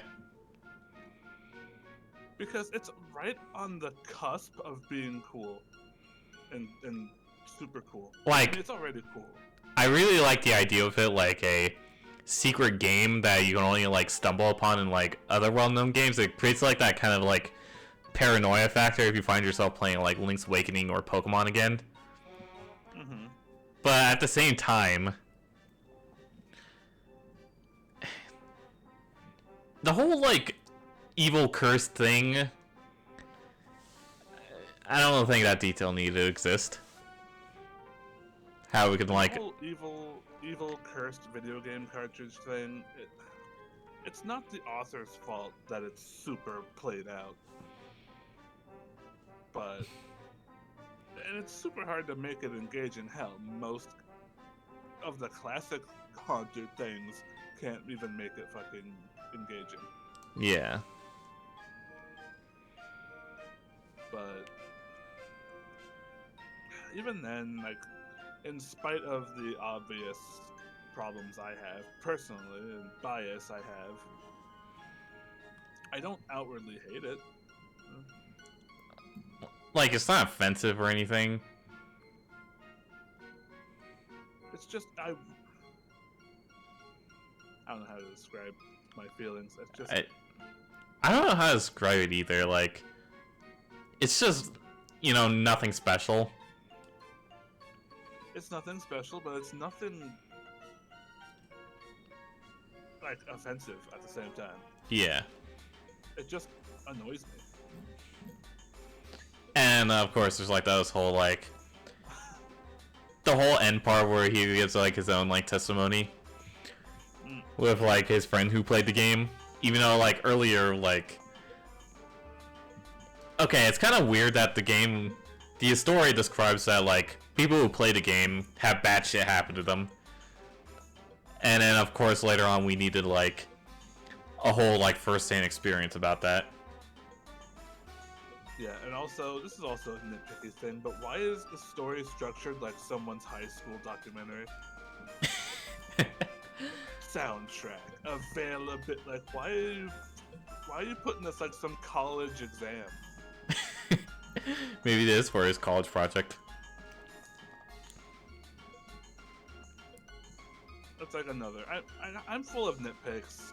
Not fair, but still, it's how I feel. I kind of like I'm like trying to like think up of like things to say about it, but I just can't. Because it's like the exact definition of average. Like, it has a cool concept. Again, like the whole like, oh, it could be like any game, and it just increases like that paranoia aspect. Like, ooh, I'm playing Metroid 2. Like, oh, what if the game freaks out and then I play this evil devil game? Mm-hmm. It tugs on nostalgia. It does. It tries And to. and I like sort of childhood fear, but at the same time, I don't think it does enough the concept. I think it's too self-aware of itself, if that makes sense. A little bit. Maybe that's the problem I have with it. It just outwardly mentions Sonic.exe, Live in the Town Syndrome, and all these other Nintendo games. Not Nintendo, but the handheld games. I don't know. It feels too contrived. You mentioned this. It feels a little too contrived. Yeah. I guess that's my main problem with it at its core. It's not original enough. And the stuff that it does have that is original makes me mad that it's not capitalized on more. That's my whole thing. Yeah.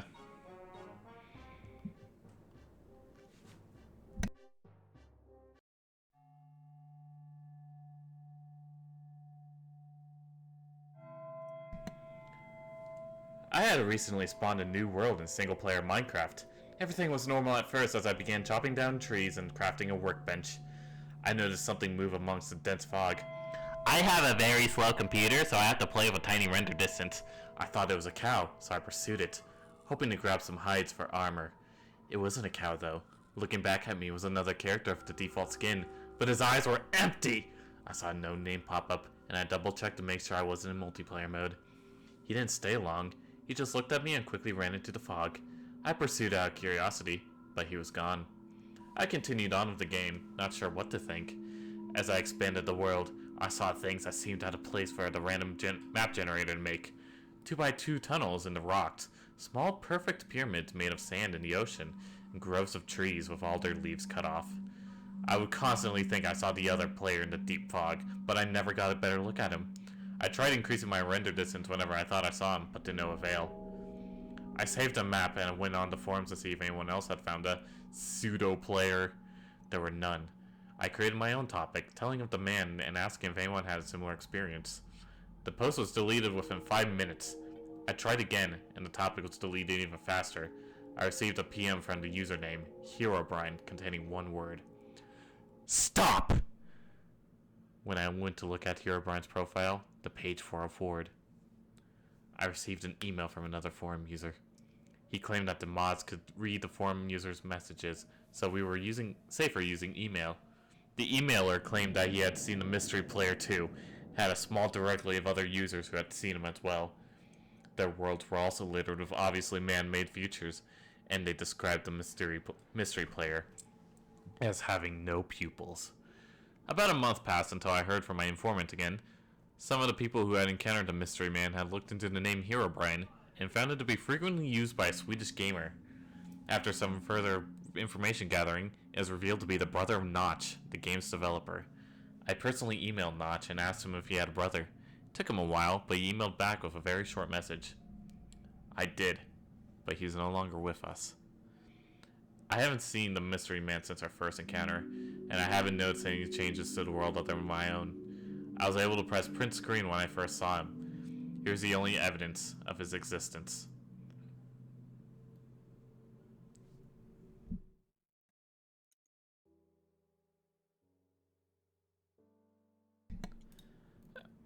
Well, I think that was like the very first Minecraft ghost story.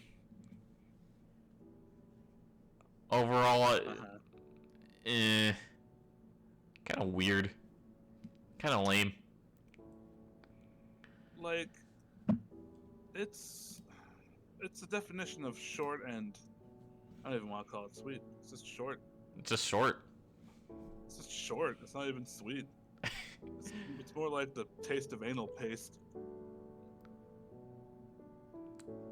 Honestly, I don't really know what to say, except I find it kind of weird that, like, they'd go out of their way to message the developer such a personal question. Right. And then he'd just be like, oh yeah, I don't have a brother anymore. Even though he's gone out of his way numerous times to prove he never had a brother. Yeah, it's a little silly. I mean, nothing scary really happened.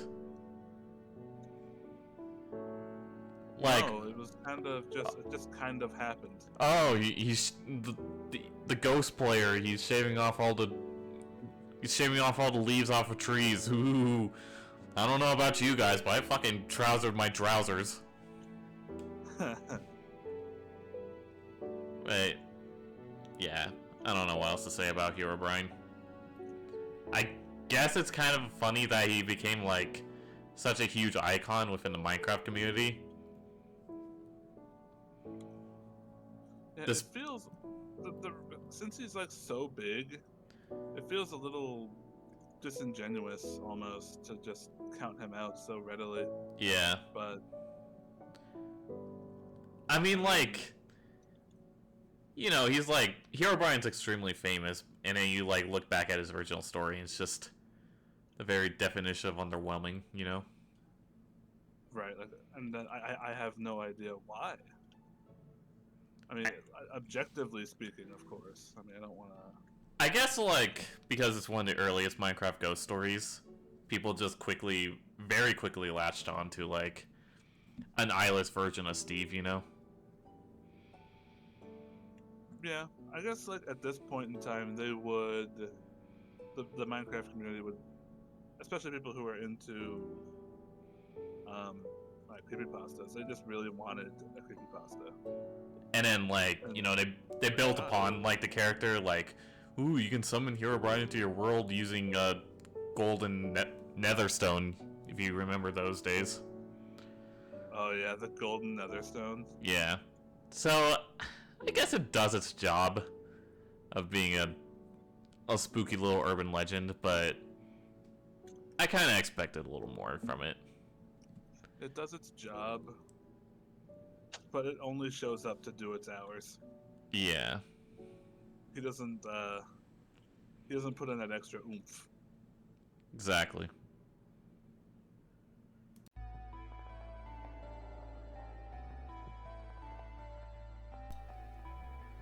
There aren't a lot of advantages to being the sole teaching assistant in a small computer science department, except that once in a while the professors are nice enough to unload a bunch of old tech on you for free.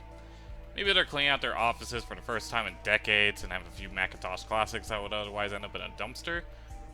Sometimes the department gives them new tablets, and their old ones need a new home, or else someone retires, and everything not absconded with for nostalgia's sake becomes fair game for scavenging. Courtesy of the faculty's generosity, I have a bunch of old computers, disk drives, motherboards, virtually any other computer parts or accessories you can imagine, kicking around my apartment. Tinkering with data machines can be a great deal of fun. You can practice soldering without having to worry about flashing a bunch of money down the drain if you accidentally brick your machine. When you pull them apart, you might find so-called upgrades from years past that seem genuinely laughable now, like the 32 kilobyte deluxe memory expansion card I once yanked from a 1995 laptop. Let's not forget the charm of obsolete archival media. Remember the zip disk? No? Fuck you! Well, even if you're an odd tech geek like me, you can at least appreciate the best part of my perk system. Discovering ancient computer... No, the story totally said that. Discovering ancient computer games that nobody else remembers, and actually having the wherewithal to play them. Cleaning out offices or browsing through forgotten hard drives, I've stumbled on games that I've never seen archived anywhere on the internet. Some of them even existed before my parents did. Period, and I've been able to play every last one. You can't pretend to know gaming until you played something on a legitimately floppy disk. This guy sounds like such a douchebag. He does. Anyway, since I'm giving first dibs on any abandoned tech, the department let me raid the office of some adjunct, whose name I've never learned, not having interacted with him all that much, who must have followed through at last with his vows to quit his overworked and underpaid position. I didn't blame him. I heard he made less than I did, and I don't hold a degree nearly as advanced as his. Whatever the reason, Sussman, was it Hausman? I can't remember, didn't return for the spring semester, and didn't leave us any way of reaching him. So, a couple weeks into the semester, after the faculty felt reasonably sure he wasn't coming back, they provided me with a key to his office and granted me free reign to swipe whatever I wanted. I let myself in the second I had a free moment one night after classes, excuse me, when my teaching assignment was taken care of for the day, and the rest of the department had long since headed home. The building was dark by the time I arrived, but the motion sensor lights fired up once I set foot inside, flickering into existence one by one as I made my way down the hallway. The adjunct's office didn't have a nameplate on it, and told a few adjuncts even have offices for that matter. Consequently, I found myself in the correct room after I tried, and failed, to open an unmarked broom closet with my new key. The adjunct's office might as well have been a broom closet, though. It was barely larger than a bathroom stall. Wow. This adjunct, he's a Redditor, and his wife made him move his entire office into the closet. God. Who does... Bro, people who do that, I don't know. On top of that, it didn't even have any windows, and the only light came from a single dingy incandescent... Incandescent. Get up the vocabulary. Incandescent bowl dangling from the ceiling. Didn't have a light switch either, so I had to fumble around in the darkness until I could find and tug its pull cord. No wonder the poor guy quit. Who could be expected to work well under such conditions? Once the dirty light washed over the place, I could see everything that Professor What's-His-Name left behind. It looks pretty unremarkable to me at first glance. Somehow coursed a desk into the cramped space and found a chair to join it. Both of them wobbled at the slightest touch. Bulky cathode monitor occupied most of the desk surface, while a keyboard and mouse perched on what space was left in front of it. Shoved into a corner, a stack of coding textbooks had begun to gather a thin layer of dust. One sight struck me as pretty odd, though. A cup of coffee, still almost entirely full, had been set beside the chair and evidently forgotten. I mean, I'm not the only one who does that, right? What, you leave drinks and then just forget about them promptly? Yeah. I don't do that. I finish my shit. Oh god, I'm a fucking weirdo. You're not a weirdo, you're just maybe a little bit of a slob. I'm not a slob, I'm just absent-minded. Nothing That's interested okay. me right away, so I rifled through the desks, drawers in search of something worth taking. Pens and pencils cluttered inside, rolling off piles of coffee-stained lecture notes, and small hordes of second-hand office supplies. In short, nothing worth the effort. This guy is putting a lot of detail into just shit-talking this guy's crappy little office. Which came as no great surprise. I had expected that. If I were to find any prize here, it would be the desktop tower the adjunct had neglected to take with him. You know, the adjunct went missing and we can't contact him. He left his coffee behind. Oh my god, I need his desktop tower. I need to rate it for spare parts and copper wires. So that's exactly what I went after. The monitor's cord trailed behind the desk, leading me to a grimy but sturdy-looking Dell that still had a 3.5-inch floppy drive installed. I didn't have a shortage of floppy drives or anything, but I decided to swipe the machine anyway. Because I'm a crackhead. You can never have enough spare hardware after all. Besides, I wanted to scope out what kinds of files the adjunct kept on that computer. Sometimes that's where the real treasure lies. Sometimes. Yeah, good luck with his 80s pixelated porn. The hour had grown late by the time I returned home, but I couldn't resist staying up a bit longer to pursue my new acquisition's contents. I hooked the computer up to one of my flat-screen monitors, introduced a keyboard and mouse, plugged it into the power outlet, and went to the fridge to retrieve a high-caffeine soda while I waited for the machine to boot up. As opposed to a low-caffeine soda. Yeah, like Coke Zero. That shit's nasty. Oh, gosh. So, this is evidence that it's not a sponsored pasta. Yep. Sponsored pasta. Once I came back, a green glow had saturated the screen, dousing my keyboard and desk in sickly colors. The usual boot dialogues for late 80s OS appeared, written in written in green, low-pixel characters. That's strange, I thought. Most early operating systems and programs only looked green because of the monitors they used. The visuals themselves, under ideal circumstances, were simply black and white. My current monitor is pretty close to ideal. You know, I'm a freaking god gamer. I figured it was probably a custom OS. Go to look green for nostalgia's sake. Sort of like that word processor darkroom. I also found it strange that the adjunct had unlocked this computer with a password, but I was too excited by my new toy to think too much about it. Even though you thought about it, I guess. He thought about it, but he didn't do it. The OS had a GUI comparable to the oldest Apple. Wow, I cannot talk right now. The OS had GUI comparable to the oldest Apple offerings, so I had no trouble navigating it. To my astonishment, the icon for the floppy drive indicated that a disk had been inserting.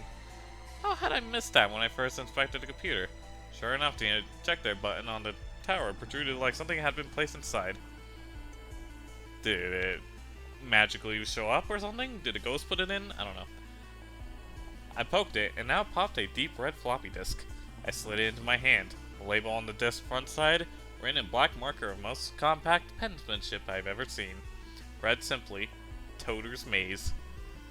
Ooh, it took like 50 minutes, not 50 minutes, it took a while to get to the actual story, but we're here. Was it a game? If it was, I've never heard of it. But then again, I was always unearthing titles I never heard of before on my office excavations. Like I just mentioned earlier, but I have the need to mention it again. Maybe it was a personal project the adjunct had been developing. But what's that title? Programmers name things after themselves all the time. That does not seem foreign to me. I couldn't tell you the adjunct's name, but I felt confident it wasn't Toter. Maybe it's just the name of a character in this game.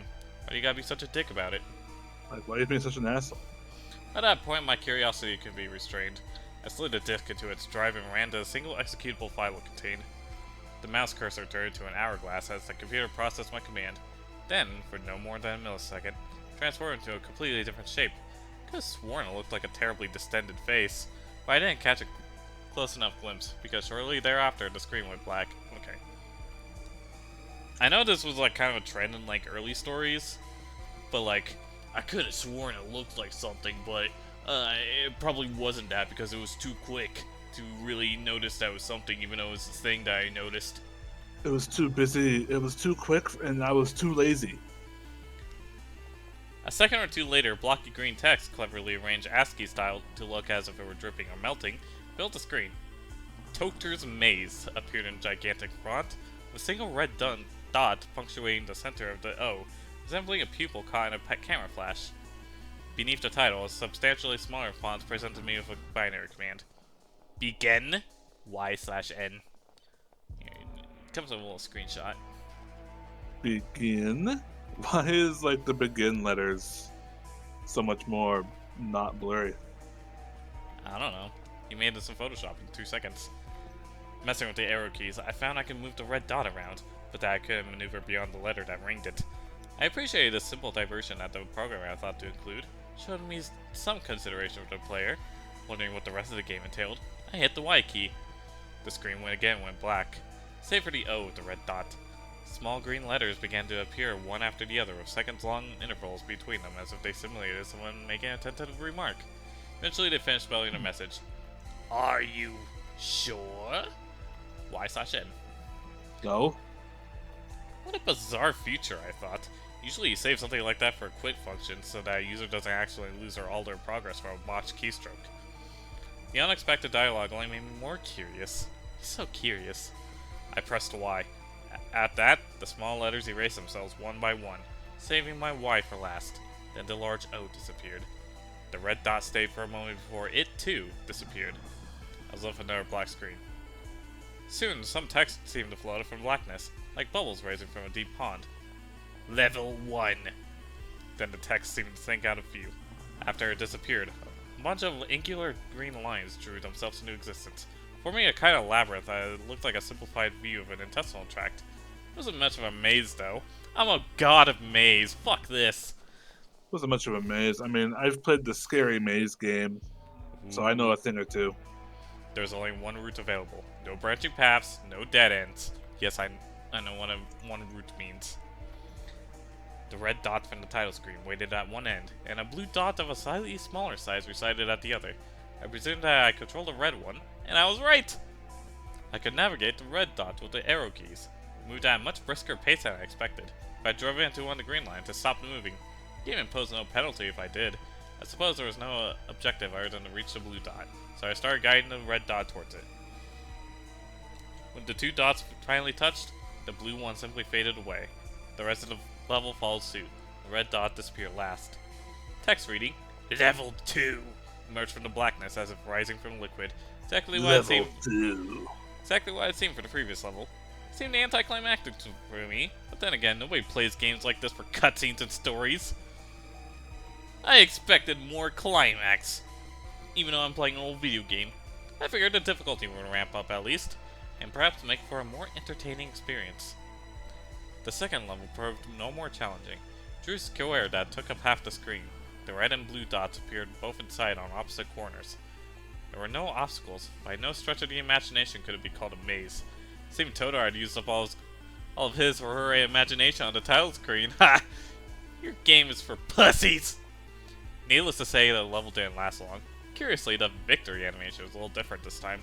Instead of fading outright when I touched it, the blue dot disappeared line by line, each successive section seemingly absorbed into the red dot as it vanished. It seemed weirdly fluid compared to everything else in the level. The next few stages began as usual and had designs equally as insipid as the first two. A basic featureless rectangle, a longer rectangle, bland as the first, straight line, really wider than the red dot I controlled, leaving me no option but to move in one direction towards the blue dot. Fuck. Uh-huh. All that changed was the animation at the end. Sometimes the blue dot seemed to have dissolved. Others, it cleaved in two before disappearing. In one particularly arresting instance, the top quarter of the blue dot seemed to be lopped off, landing beside the dot's remains, then vanishing like the rest of the stage. Before long, I arrive at level 10. That's when things become genuinely disconcerting. Oh, now the game is being spooky. See, 10th level is nothing like the others. It's rectangular with a bunch of smaller rectangles inscribed within, lining the top and bottom, while the center remained empty. Blue dot was somewhere near the dead center of the map. My red dot began in the corner.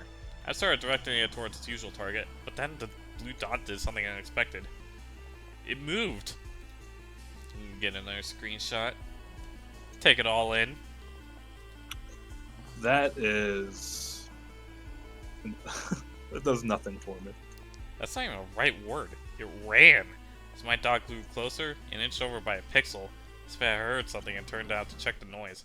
When the red dot was only a few pixels away, the blue dot took off at incredible speed, hurled itself against one of the small rectangles until its wall seemed to yield. Then the blue dot moved inside, cramped by tight quarters. The wall reappeared. What the heck had I witnessed?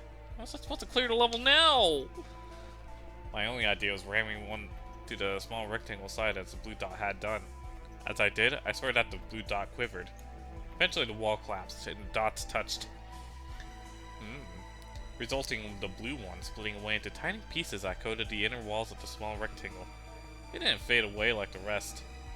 The red dot disappeared first, and the remnant of the blue dot lingered there for a while, burning the image into my retinas before cutting all at once into blackness. Somehow, I felt as if I'd done something awful. Then came level 11. Jeez, what a jump. This one featured comparatively sophisticated cartography, rectangles within rectangles, liberal use of walls, although it still didn't look like much of a maze. Path to the blue dot was pretty obvious. Most of the space in the level seemed entirely superfluous. As I moved the red dot along, however, something about the stage began to make me feel uncomfortable. Insane though, it sounds to say this about a bunch of green wires, struck me as dimly familiar. Felt as though I had been there before.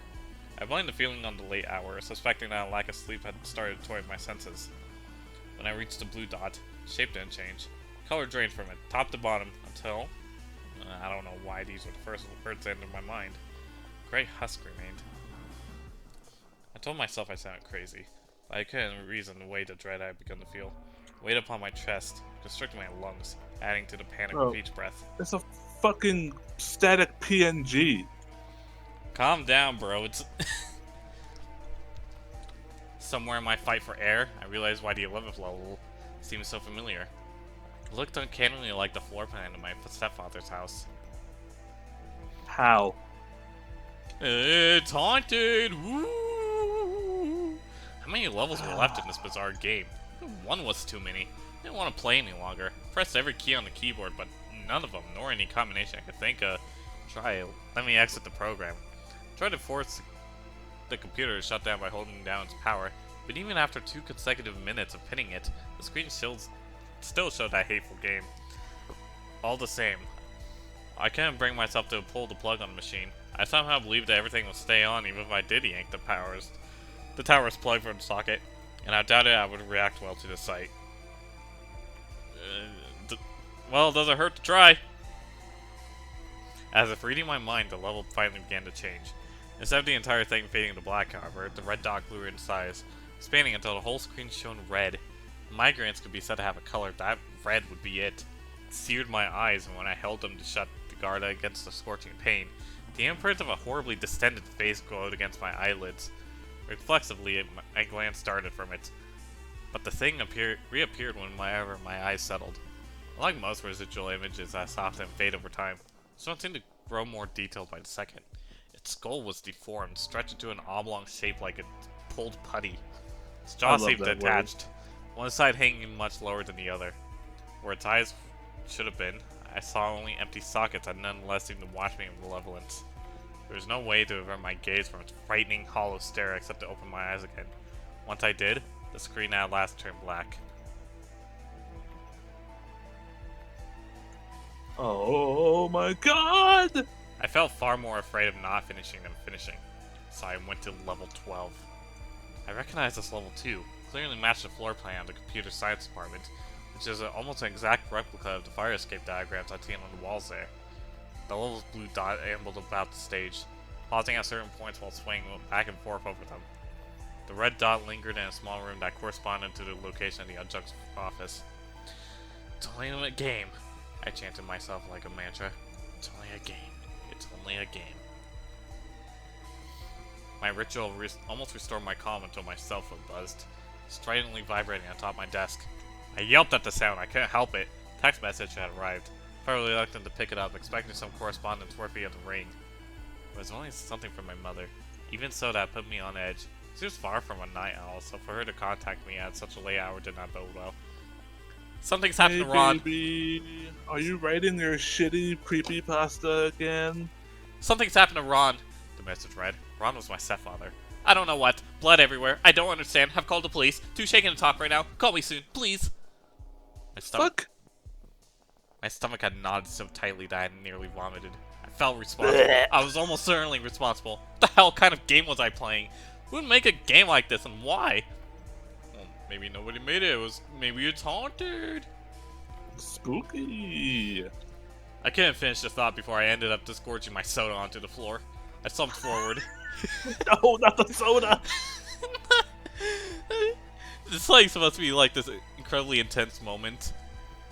And he's just like, instead of me just saying he like vomited, I just gotta... He's got the fucking... He feels the need to mention the soda. He's the best character. I slumped forward, the sting of stomach acid hot in my throat. As I pulled myself upright, I glimpsed at the slow, deliberate movements of the blue dot on the screen. Based on its patterns, probably indicated a member of the custodial staff. The poor fool had no idea what horrible fate awaited. For that matter, neither did I. I could only imagine, if I didn't want to imagine, what the red dot signified. My creative powers couldn't begin to fathom what it would do to its next victim. It was too much. I couldn't knowingly kill somebody. I'll never forgive myself for the death I had accidentally caused. But I didn't have any to allow any more to happen. I was better than that. I would not be an accomplice to a murder. I pushed my keyboard aside and stared at the screen with defiance as I pondered what to do next. The game, however, thought farther than I had. Within moments, a timer appeared in the corner of the screen. I barely registered that it showed 30 seconds before it rapidly began counting down. What would happen if the timer hit 0? 20 seconds. 15. I felt my resolve crumbling. The game had proven this horrible when I did what I wanted. What kind of retribution would it visit on me if I went against its will? 10 seconds. 9. 8. I had to make a decision. 7. 6. 5. The decision came quickly, more instinct than conscious choice. I pounded the arrow keys, the red dot flew at an unfathomable speed.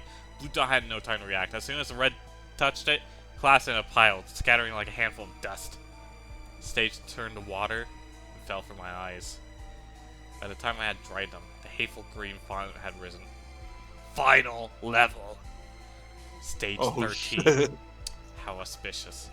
At least it couldn't torture me nor anyone else after one last death. I felt almost grateful there would be only one more. Tried to think of his or her demise as a sacrifice to the well-being of everybody else. It must be a good thing, ending its horror once and for all. I had a moment of panic as it occurred to me that the game might try to pull a fast one on me. What if the final level featured an abundance of blue dots, like a crowded shopping mall on the other side of the world or something? Could do that. At least I didn't think I could. Text gradually disappeared. Levels blue and red dots appeared first, one of each with almost no distance separating them. Again, this heave a sigh of relief. I saw the map. It was my apartment, rendered in harsh green pixels. I rolled around in my seat. I couldn't see anything in the darkness, for my eyes had adapted to the brightness of my monitor. I thought I detected a faint red glow on the walls around me, even though the only light source in the room was emitting green. I felt my body begin to lock up, starting with my legs. The tension worked its way up to my body until it settled in my jaw. My mandibular muscles clenched so tightly that I thought I'd drive my teeth into my skull. I couldn't help it. I'd never known fear so intense. There were no sounds but the pulse of my ears. No movement around me but the flickers of shadow in the burgeoning red light. I wheeled myself back to the computer screen. It was completely awash in blinding migraine red. I shut my eyes. Deep in my own darkness, I spotted a flicker of red. drew closer and closer. I didn't even need to see how. I didn't even need to see it to know what it was. That face, that thing I had unleashed, had returned. It came so near that I thought I could feel it breathing on my face. I opened my eyes. The face had overtaken the screen, glowered at me for a second, then its maw widened, revealing a dark, cavernous hole. It swallowed every pixel, plunging my room into darkness. Something hard as bone, warm and sharp, cut a deep gash across my throat. Oh! And then I became skeleton and began to write this! And then along came Zeus. Alright, Toter's Maze. Final thoughts? How do I put this?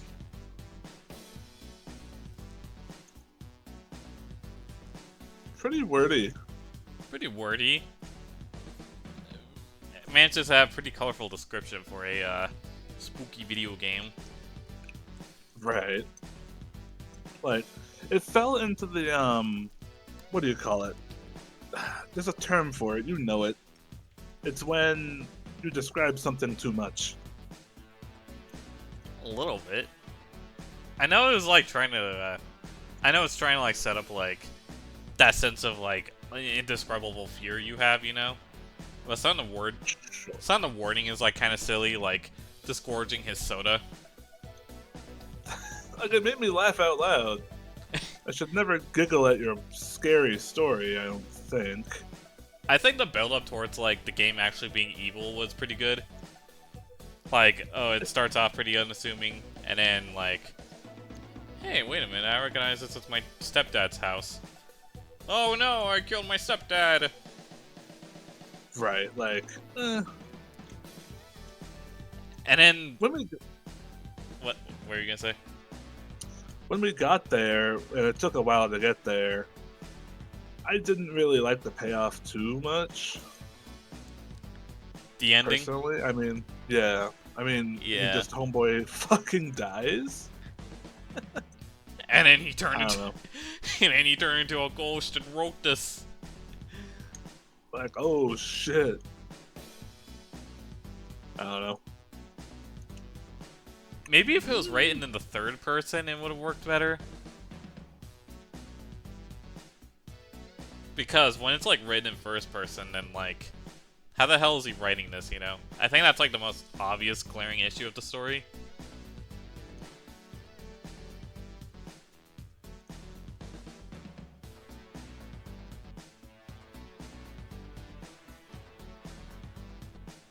Yeah, it's like, I'm not sure how to quite frankly say it.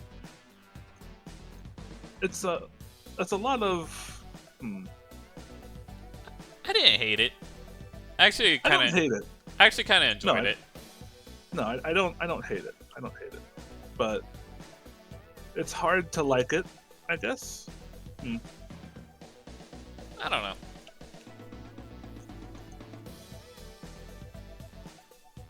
You know, certainly a lot better than most video game creepypastas. I want to say it was as good as Pale Luna. Maybe, like... If I were to... I know we're going to make a tier list at the end of this, but, like... I'd maybe put it underneath JVK. I'd also put it under JVK. Yeah. It's pretty wordy, and it leaves a lot of questions, which I hate in stories. Like questions. I don't like asking questions. I like getting answers. Well, the only real question is, how the fuck is he writing this? Which I think we've already beaten that horse into the ground. It's a big question. Yeah. Like, I don't need to know the origin of the game, or like how the previous guy got a hold of it. Or this guy's weird fetish towards collecting old, crappy Dell machines. Overall, I'd give it a 6.5 out of 10. Just trim the beginning a little bit and maybe a different ending. And I think it'd be considered a classic in my eyes.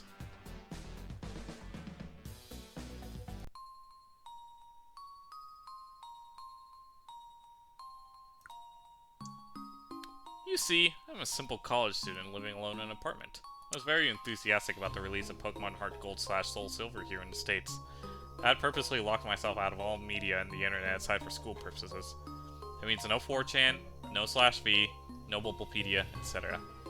If I was busy with school year and being poor at the time, I was unable to buy Soul Silver on its launch date. After my school year ended, I ordered Soul Silver on Amazon. However, it would be a week for it to arrive. I decided that during that time, I would play my Crystal version on my Game Boy Color. However, I realized not long ago my mom threw it away because I told her the save went dead. I was very upset about it then. She also threw away my Silver version, so all I have is my Game Boy Color. God, I fucking hate when parents do that shit. Hmm? When they just, like, throw away your shit without asking you. Oh. Yeah. As such, I set out to GameStop and bought a used Silver version, as it's the only Pokemon game left I have for the Game Boy Color. $10 fairly cheap. God, I would fucking kill to get Pokemon Silver for $10 today. This game is fake. Fake story. This would never happen. Well, I mean, this is like during the DS era. Of course, like, Game Boy Color games are gonna be a lot cheaper. I went home and started up for a nostalgia trip. However, that's where things started getting bizarre. Ooh, this is where the bizarre things started happening. Most likely the reason why you read this. The Game Freak logo started up as normal, but it just froze there. I thought the car was just errored or something, so I turned it off and on. Same thing happened. Tried pressing A and starting over and over, all the buttons. Eventually the logo vanished and there was a black screen for about 5 seconds. Suddenly, rather than going to the usual menu screen, I was already in the game in a previous save file. Which was odd, as I was expecting all of these cards to have been wiped by a poor battery. Either way, I wasn't complaining, so I've chosen the continue option to see what the previous guy did. Anyways. Sounds like you're complaining. First off, I checked his trainer information. His name was just Dots. Didn't have much originality. His name is Dots. This guy is very uncreative. I checked his profile. Name is Ellipses. I checked his profile and apparently he had 999 hours and 99 minutes put into the game. All 16 badges. 99,999 Pokédollars and all 251 Pokemon on the Pokédex. Seeing as he apparently had Mew and Celebi logged also, I'm guessing he either used a Game Genie or was a really hardcore Pokemon player back then. Checked his Pokemon to see what a badass team he has. To my surprise, I saw 5 unknowns and a 6th Pokemon named Hurry. Thinking this must have been a cruel joke by the person who last played this game, so I had to check the profile of these Pokemon anyways. As expected, there were different letters of unknown, all level 5. I was a bit shaky with my unknown alphabet at the time. I identified the word spelled out to be leave. As for the 6th Pokemon, it turned out to be a Cyndaquil. Mind you, this was before there were individualized Pokemon icons. Cyndaquil looked normal, but it was level 5 with only 1 HP left with only 2 attacks. Leer and Flash. I don't know why they named him Hurry, but at the time, I just disregarded it. The most eerie thing about that despite my volume being at max, none of the Pokemon had their usual cries, just pure silence. Having enough of the team, I closed it. I was parked at what seemed to be a room inside of Bellsprout Tower. However, for some reason, there were no NPCs around. Even more eerie was that the pillar in the middle didn't move at all, as if it was just leaning on its side. There's no music at all, and there was no exit or ladder, or at least I thought there wasn't. I walked around for a few minutes, but I couldn't seem to find a way out. Certainly not a room I've seen in Bellsprout Tower before. Tried checking my items for an escape rope, but the bag was completely empty. Wasn't any wild Pokemon either. How do you get stuck in an empty room for 5 minutes? Finally, I managed to find a ladder, which turned out to be behind the pillar. So what, this guy didn't just try every room right away? Nope.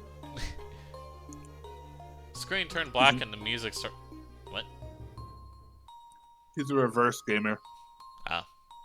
The screen turned black and the music finally started playing. I had a sudden chill, as I recognized the melody I heard to be the theme you hear when you listen to the radio at the Alpha Ruins where the Unknown were at.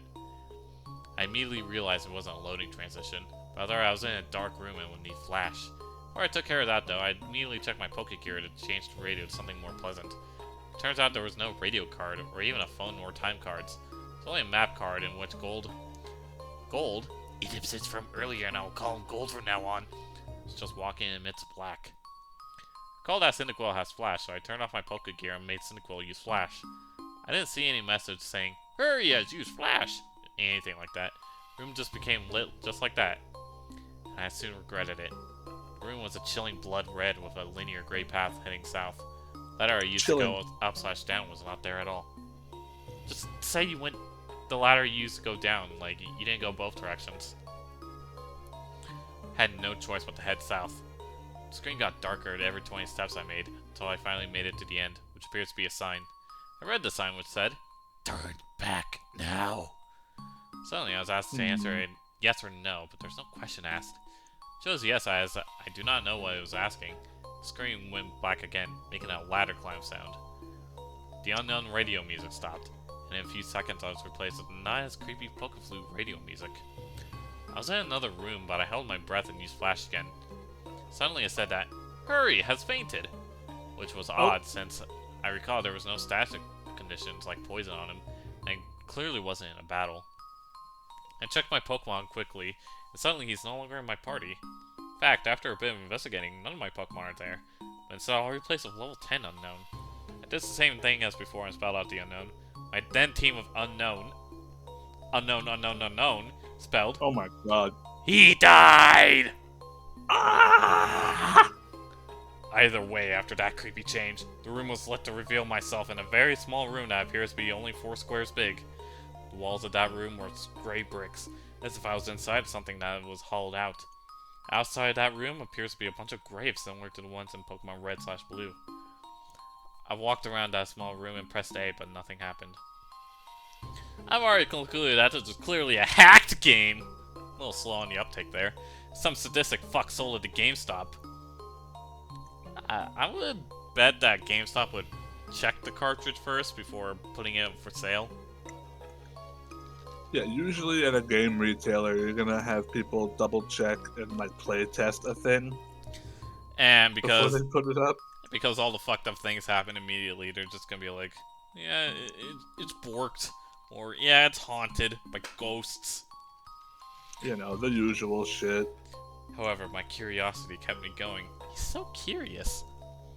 I checked the trainer profile of again. I thought you were only gonna refer to him as Gold. Make up your mind. Only to find out that the sprite of Gold was missing his arm. He also appears to be less smug, but rather more sad and empty in a way that I do not know how to describe. Sad, because I'm too lazy. And also, I mean, you'd be a little sad too if you were missing your arms. For some reason, also said he now had 24 badges, which is clearly impossible. Clearly. After a few minutes of aimless wandering. You mean wandering? Oh my god. My character suddenly spun and did the escape rope spinning animation. Instead of flying up though, my character spun downward slowly, as if sinking. After that screen, the music stopped. After finally landing, the overworld sprite of Gold is colored differently now. Instead of the usual red color he dons, he appears to be completely white now, including his skin. He's already a white boy. It's as if he came straight from the colorless Game Boy games and placed into a colored background of the Game Boy Color. Yeah, you don't have to describe that twice. I checked his profile, and now, while now it is as white as his overworld sprite, he lost his legs and has what appears to be bloody tears from his eyes. It also says he now has 32 badges, which now starts to disturb me, and this change of number seems to represent something important. Because this narrator wants you to know that it now represents something important. I also checked my Pokemon, which this time contains 5 unknowns and a level 100 Celebi without a nickname. The unknown are this time level 15 and spell out dying. I checked the Celebi's profile. It was a shiny Celebi, except there's only half of the sprite. 1 leg, 1 arm, 1 eye. It only has 1 attack. Perish Song. Bro, it got fucking disemboweled. It's a shitty Celebi. The area I was in itself was the spiral tower with the immobile pillar as before, except everything is apparently red now. I walked north for what felt like forever. Eventually, I finally encountered some generic men and women NPCs. They were all lined up to the side, just facing the long slantish pillar in the middle. They were also white, and nothing happens when I try to speak to them. I kept on going north until eventually the pillar finally appears chopped off, transparent red in that spot. I went up to red, and without even pressing A, I was suddenly engaged and finally in a battle. The music starts again, which it sounds like the unknown radio music again, but played backwards. The Gold's battle back sprite matches his front one with the bloody eyes, white skin, and lack of arms, while Red sprite was the same as before in Gold Silver Crystal, except transparent. Text simply said, "Wants to battle," as if he has no name, and both of us only have one Pokemon each. Which is weird, because I swore I had 6 with the unknowns. This narrator thinks we're stupid. I mean, not creator. I mean, you wouldn't want to fight unknown anyways. My shiny Celebi came out conveniently with half a sprite for the back sprite also. Oh, I'm glad this haunted video game has some consistency to it. The shiny noise and animation was different, as the sounds it made sounded like multiple screech attacks used consecutively. Red sent out a seemingly normal male Pikachu, except he is level 255 and sprite seems sad and has tears in his eyes, so he's not a normal Pikachu. He's overpowered as fuck. It's an overpowered Pikachu. Rather than the usual fight item Pokemon run menu, I was only given the option to use the attacks. Since Celebi only has one, I chose it. Naturally, since Pikachu is level 255, he went first. Pikachu used Curse, lowering his speed and increasing his other stats. Pikachu used Bitch Kill. Ooh, I'm glad to know what Curse did. I'm not even sure if Pikachu could use Curse. Pikachu can use Curse. I think every Pokemon game can learn Curse. I'll have to double check on that. Celebi used Pear Song. In 3 turns, Pokemon get KO'd. Not like I have a choice. At this point, I didn't even go back to the fight menu as the battles continued without me. Also note that there were no animations at all for some reason. Pikachu used Flail, which didn't do much damage despite his level and boost, as its health was maxed. Celebi used Pear Song. Nothing happens as it was already used.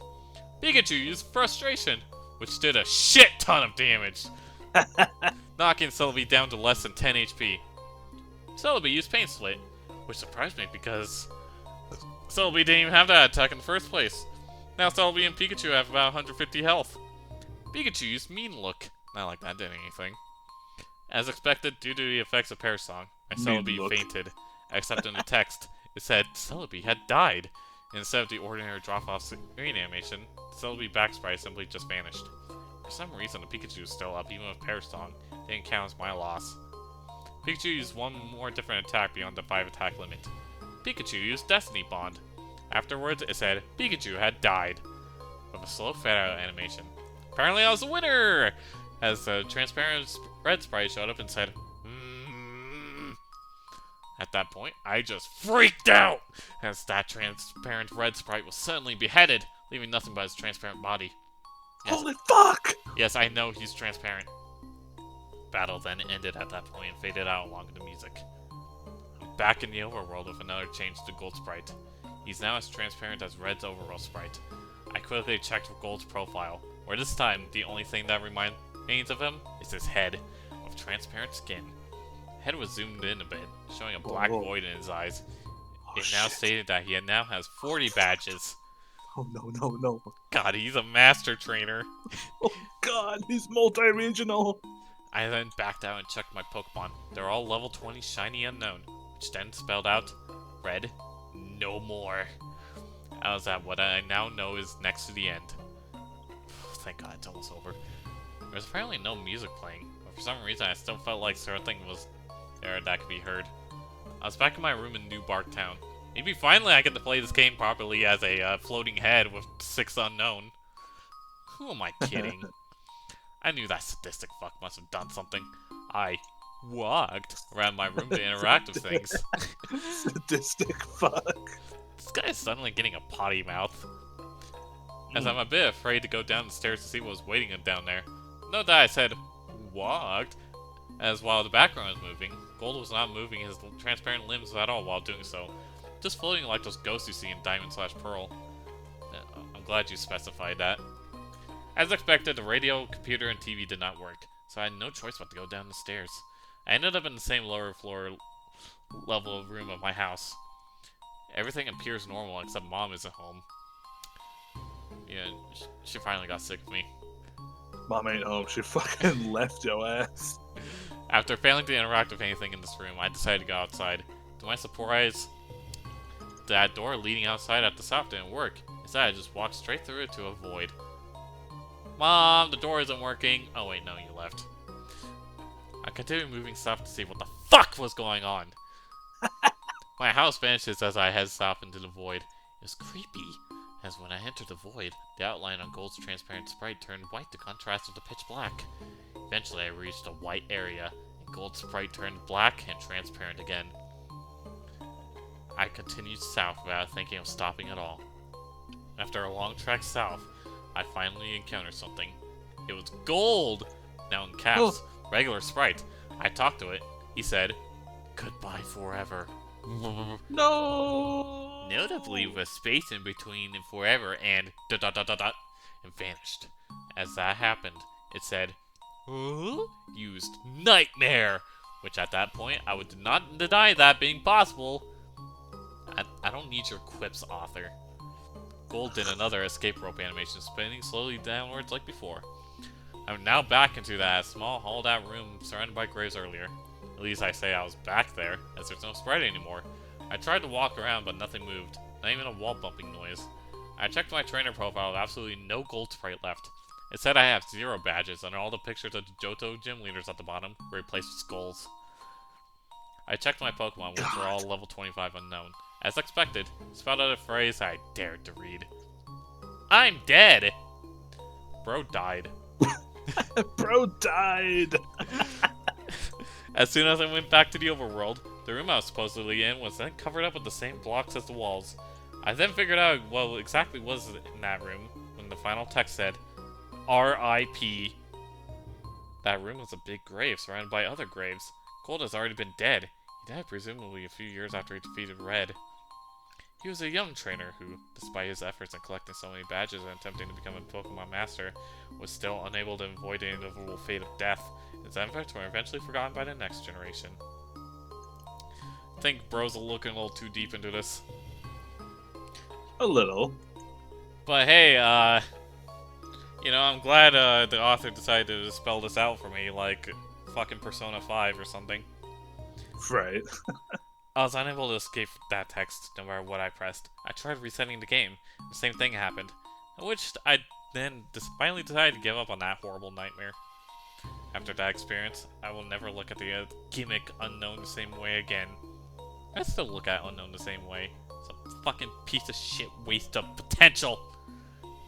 Damn. They say that only the first generation have folk tales and legends. Huh? But the second generation have shown me how unpleasant the truth can be. I eventually enjoyed Soul Silver immensely. I still can't think of what that rigged game has told me.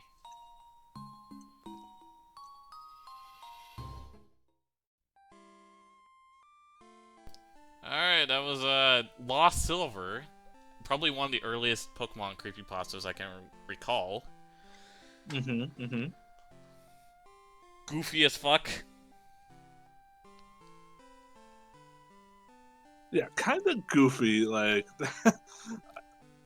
Let's start from the beginning, because I don't want to just hop into it just saying, oh, he fucking turned into a goddamn potty mouth near the end there. Yeah. Alright, you know, like, good follow-up. I got nostalgia for the good old days and decided to play Pokemans. Right. It's also, like, it's not terribly long. I was gonna say it's too long, but, like, no. It's not too long. So, you know, the guy is, like, clearly trying to, like, do something more symbolic with, like, the whole story structure. Like, oh, you know, Gold... You know, Gold was a Pokemon Master, but he died, and everybody forgot about him. Even though the story, like, clearly spelled it out for you because it thinks you're stupid. Yeah, that's another thing about this story, is I kept getting the impression that the author thinks we're stupid. Like, he has this intrinsic need to just remind us of what's happening all the time. Which I hate. Hate that. You know, it makes reading your story, like, kind of awkward when you're just, like, reading the same description constantly. Right. Like, I don't know. The writing style, I don't want to mess too much on the writing style of the author because that's almost not fair when talking about the story itself. I think story structure wise, like, if it wasn't for the ending where you just like kind of explained what the whole deal is, it still like kind of feels disconnected as fuck. Oh, Yeah. You know, these kind of like video game creepypastas I like to describe as a grocery list pasta. Oh, I went to this level, the weird thing happened. The next level, another weird thing happened. Then I got into a fight, I couldn't win that fight. Things happened in that fight, and then I went to the final level, and then my character died, and then I was traumatized, I guess. Yeah, I know what you mean. Like, it's kind of silly.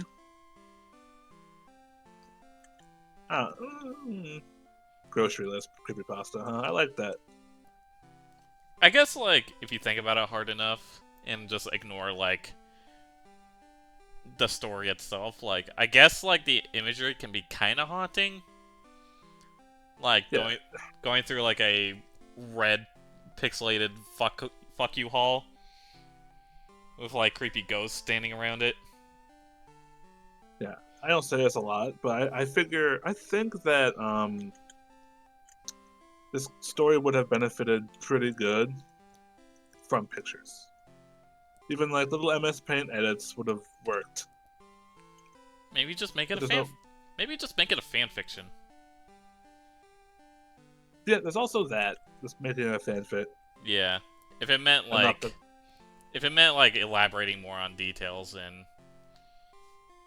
you know, not having like the author like having to insert his life story into the whole deal and how he felt.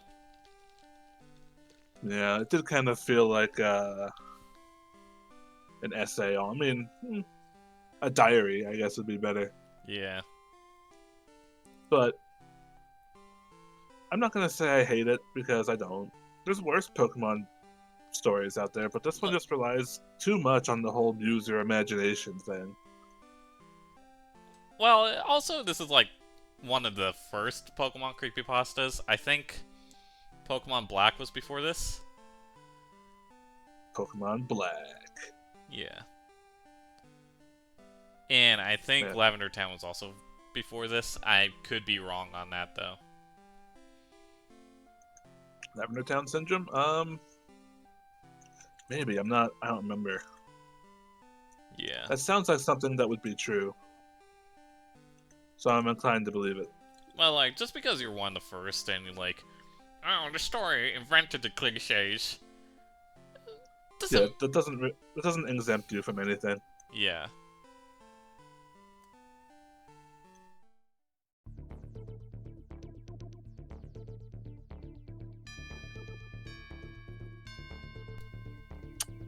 I'm a total Sonic the Hedgehog fan, much like everyone else. I like the newer games, but I don't mind playing the classics. I don't think I've ever experienced glitchy or hacked games before, but I don't think I want to play any after the experience I had. This guy calls himself a Sonic fan, but he's never played glitchy games before. Sorry. It started on a nice summer afternoon. I was playing Sonic Unleashed. I like how you get to explore the towns in it, until I noticed out of my peripheral vision that the mailman had arrived and put something in my mailbox as usual as left. I think it'd be kind of weird if the mailman hung out. I paused my game to see what I got in the mail. The only thing in the mailbox was a CD case for computers, as opposed to a CD case for a Pink Floyd album, and a note. I took it inside.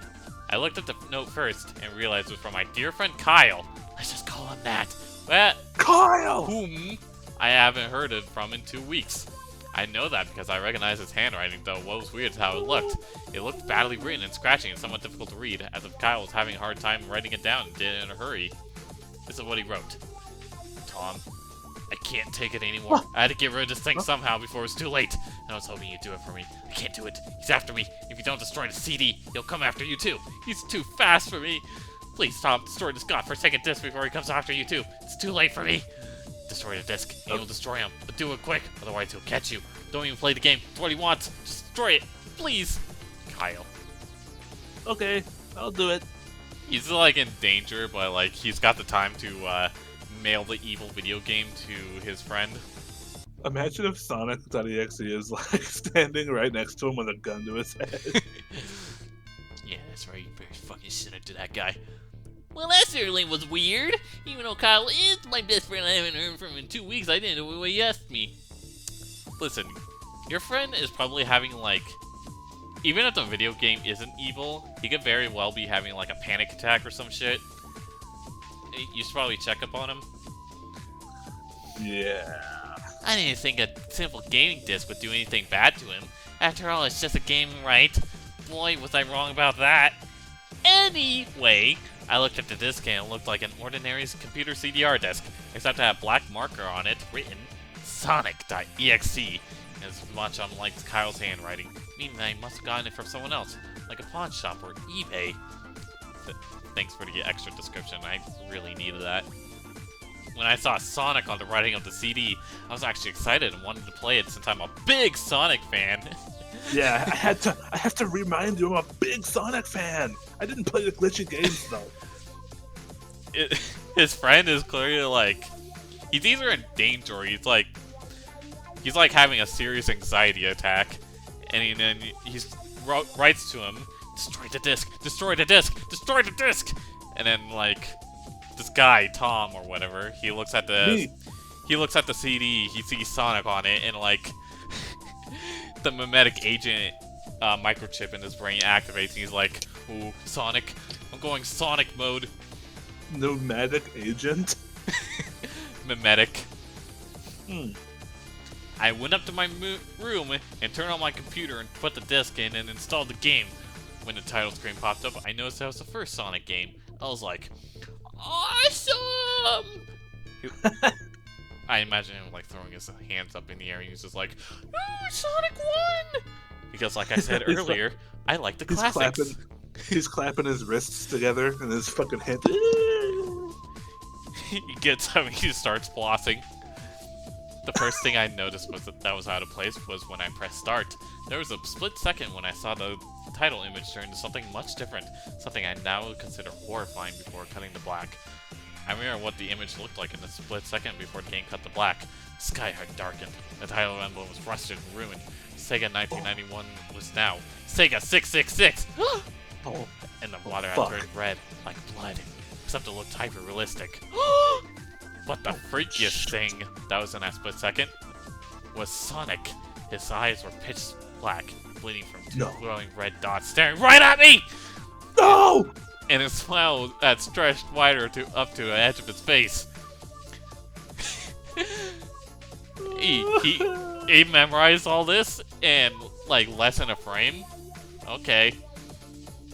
This guy should like not be playing Sonic games and should be like taking photogenic memory tests. For real, this guy actually kind of has a gift if he's able to remember all this. I was rather disturbed about that image when I saw it, though. I figured that it was just a glitch and forgot about it. Yeah. Very specific and deliberate glitch, I guess.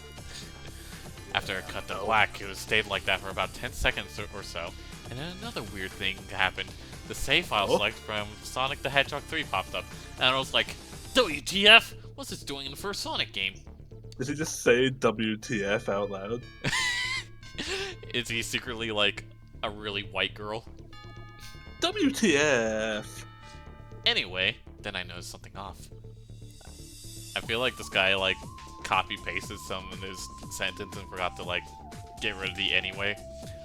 The background was the dark cloudy sky of the bad Stardust Speedway level. The bad one, not the bad future Stardust Speedway. The bad one. The bad level from Sonic CD. There were only 3 save files. The music was that creepy Caverns of Winter music from Earthbound, only it was extended? It seemed to have been in reverse.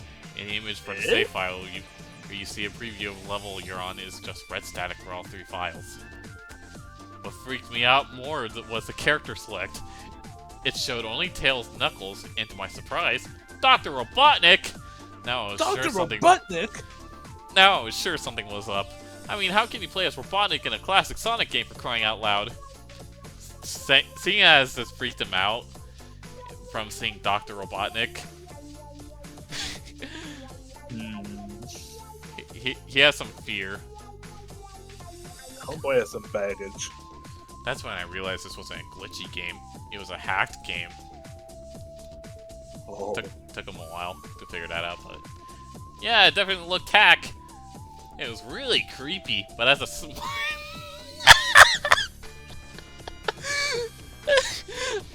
smart gamer, I wasn't scared. Or at least I tried not to be. Oh my god. He's a smart gamer, ladies and gentlemen. He doesn't tell racist jokes, he tells Mexican jokes on freaking League of Legends. Yeah, he's Connor. Oh. Hi, Connor. Don't be mean to Connor. I told myself that it was just a hacked game and there's nothing wrong with that. Anyways, shaking off the creepy... This is like the 5th time this guy said anyways. Anyways, shaking off the creeped out feeling, I picked file 1 and chose Tails, and when I selected and got started, this story is written so awkwardly. Like, I can't help but feel like I'm tripping over my words constantly. The game froze for about 5 seconds, and I heard a creepy pixelated laugh that sounded an awful lot like that Kefka guy from Final Fantasy before cutting to black. The Kefka guy.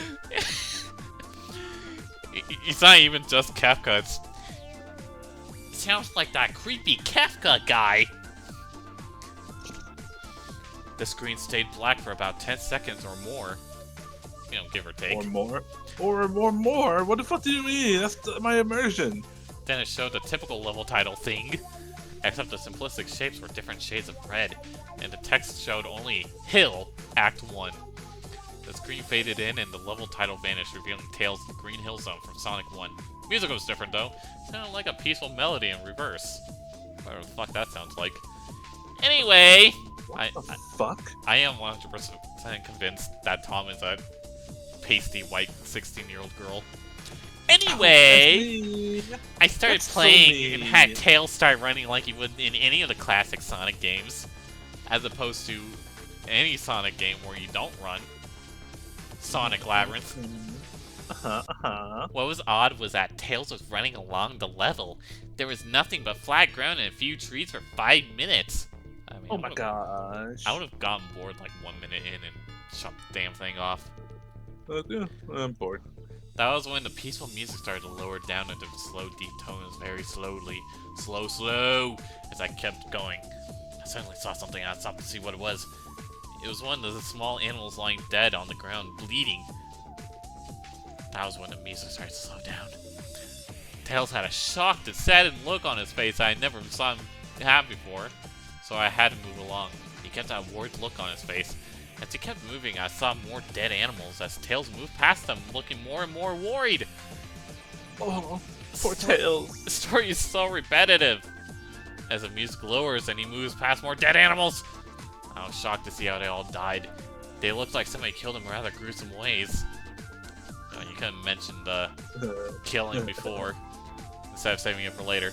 A squirrel was hanging on a tree with what appears to be his entrails hanging out. A bunny had all of his lores torn off, and a duck had his eyes gouged out and his throat slit. Because Tom is very keen on Sonic consistency on how you can't play as Eggman.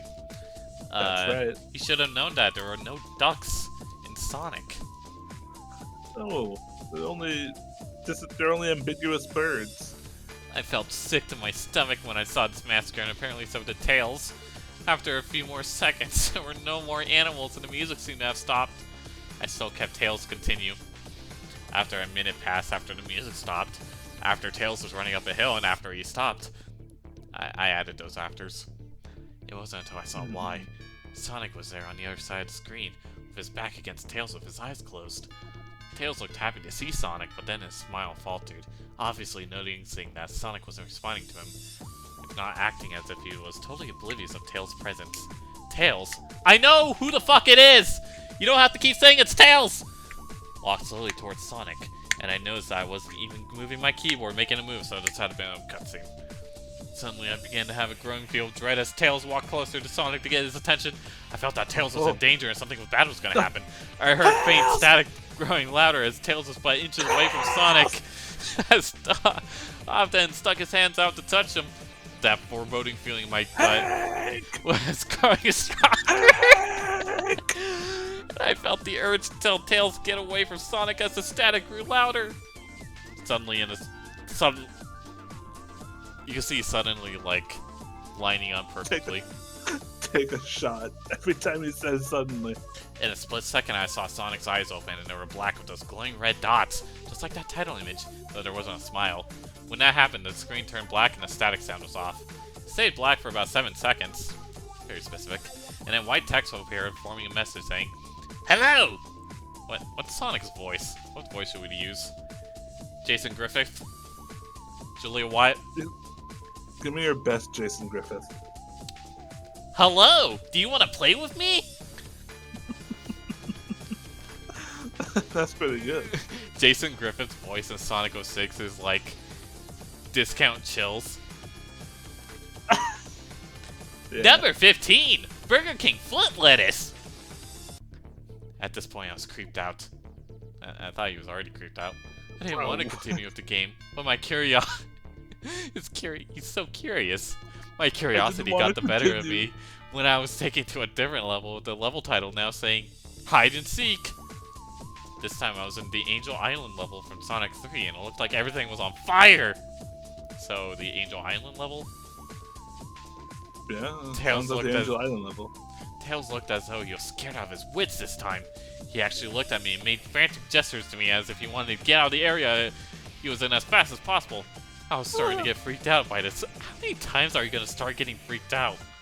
He's starting to get freaked out like 6 paragraphs ago.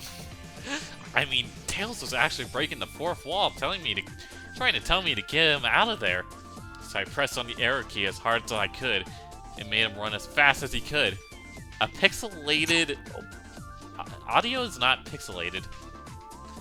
A pixelated version of that creepy theme when you meet Shadow at the Ark, as Robotnik from SA2 was playing.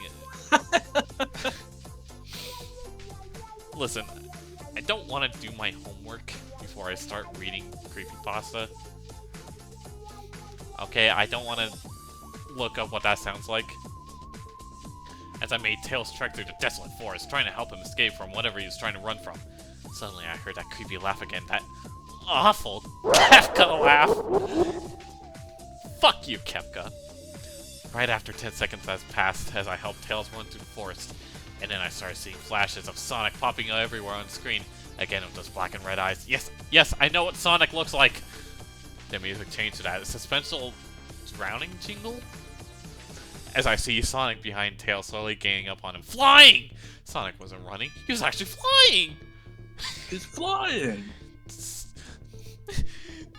You can't play as Robotnik in classic Sonic. There's no ducks, and Sonic doesn't fly!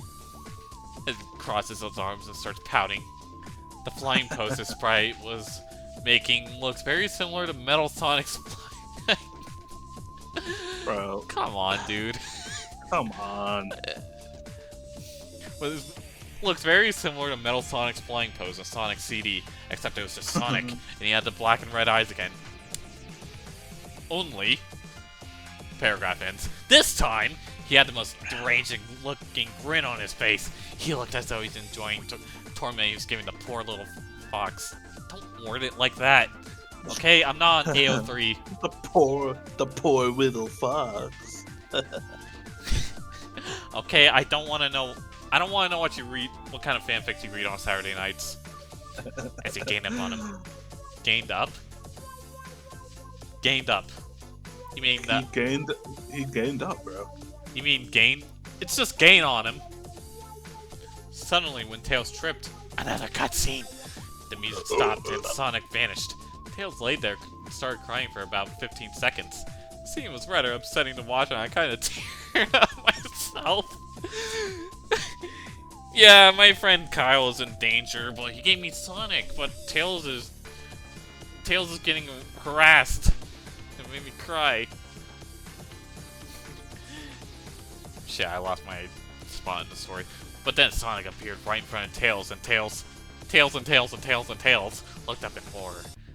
Just in a split second, Sonic lunged at Tails right before the screen went black. There was a loud screeching noise that only lasted 5 seconds. Only 5 seconds this time. The text returned, only this time it said, "You're too slow! Wanna try again?" That god-awful laugh came with it! I was so shocked by what happened. Did Sonic murder Tails? No, he can't have. He and Tails are supposed to be best friends, right? Why did Sonic do that to him? Probably got sick of his shit. I shook off the shock as I was brought back to the character select. The save file that had Tails was different. Tails was no longer in the box itself, but the TV screen itself, with the flickering of that red static. Tails' expression scared me. His eyes were black and bleeding. His orange fur Everything had... scares you. Except his best friend being in some sort of potential danger. His orange fur had gone black, and he had an expression of anguish on his face. Trying to ignore it, I picked Knuckles next. The laugh came again. The screen cut to black again. It's two fucking colors in this entire story, black and red. Yup. Stayed there for another 10 seconds. This time the level said, "You can't run!" I was really freaked out by now. You're too slow. You know what? I'm not even gonna... I don't even care anymore. I can't really tell if this was a glitch or a hack or some kind of twisted joke or anything really, but despite my fear of what happened next, I kept playing. 10 spot. The next level looked much different. It had the ground a scratch rain zone, but the sky background looked like the main menu. It had the dark, reddish, cloudy sky. But what game did it come from? But it was music that creeped me out the most. It sounded like Geigus' theme right after you'd be Pokey and Earthbound. I also noticed that Knuckles looked afraid, just like Tails did. But not as much. Or rather, he looked a little unnerved. He broke the fourth wall just like Tails and looked as though he wasn't sure about what was going on. But I made him move anyway. That's right, Knuckles, you're gonna fucking die! He ran right down the straight pathway in this dark level, and as he did, the screen started to flicker red static a couple times, and then that maddening laugh came again. Then, after a few seconds of running, I noticed several bloodstains on the metallic ground. I felt a growing sense of fear again, thinking something horrible was going to happen to Knuckles. He looked nauseating walking down this bloodstained road, but I still kept him going. Suddenly, as Knuckles ran, Sonic appeared right in front of him with his black and red eyes and the red static again. Red! When the static vanished, Red! showing nothing but the black screen with text saying, "Found you?" I was now scared. Sonic found Knuckles already? What was going on? It must be that Sonic is fast. Anyway, red static came again, and then I was back to the level. Knuckles looked like he was panicking. Sonic was nowhere to be found. This time, that high-pitched squealing from the Silent Hill 1's final boss is... Oh my god, dude. Come on. God. Do you think he knows all of this off the top of his head? He was probably looking at creepy video game music. He was on a playlist, he heard this, and he was like, "Yes, this would go great with my Sonic creepypasta." With my Snoik creepy poosta. Was this some kind of boss battle with Sonic? Is this some kind of pizza tower? I hope to God it wasn't, honestly. God, please come down here and tell me it's not a boss fight with Sonic. Suddenly, Sonic appeared right behind Knuckles in what appeared to be a pixelated black smoke. I made Knuckles turn around and then punch Sonic, but Sonic vanished in black pixelated smoke before I could even land a hit. That terrible laugh went off again. Then Sonic appeared behind Knuckles again, and then I made him punch him again, and Sonic vanished again, laughing! I feel like I'm in a fucking dementia ward reading this. Yeah, the same lines getting repeated again and again and again. Knuckles panicking even more, and it felt like even I felt like I was going crazy. You're finally now realizing that? Took you a while. Sonic was practically playing with us. He was playing a sick, twisted little mind game with me and Knuckles. Another cutscene played as Knuckled. His name is Knuckles now. Fell to his knees and clutched his head, sobbing. I felt his agony. Sonic was actually driving us both crazy. And in a split second, Sonic lunged at Knuckles and the screen went black with another distorted screeching noise that lasted for at least 3 seconds. I have no fucking idea what's going on. Another text message appeared. So many souls to play with so little time. Would you agree? Joe, what the hell? Just what is going on? I started to think that Sonic was actually trying to talk to me through the game. No shit. But I was too scared to think that. Our boy is mucho stupido. I was brought back to the main menu, and this time, the second file box had Knuckles on the TV screen. His red fur had darkened to a reddish gray, his dreadlocks were dripping with blood, and his eyes were black and bleeding too, and he had a look of sadness on his face. I began to think that those are the actual characters trapped in those... I began to think those were the actual characters trapped in those TV screens on the save files, but I couldn't believe it. I didn't want to believe it. The actual characters as opposed to the fake characters. This guy, probably took, 15 Flintstones vitamin gummies, and then just started having a stream of consciousness writing thing after playing fucking Sonic and Knuckles for 3 hours straight. Sorry I shut off the game and took a break. I took a nap. Nap time! Nap time after seeing my beloved video game characters getting systematically torn apart. Wish I hadn't, cause I then began to have the most disturbing nightmare. I was in pitch black darkness, though I was under the light given off by a lamp that hung high above my head. I could hear the cries of Knuckles and Tails nearby. They were saying stuff like, "Help us!" and "Why did you give us to him?" and "Run away before he gets you too!" Their cries died out, as I heard Sonic laugh. His laugh sounded a lot like the distorted half-cut laugh. You're a lot of fun to play with, kid, just like your friend Kyle, though he didn't last long. I was scared and looking around for the source of the voice. Won't be long now until you join him and all my other friends.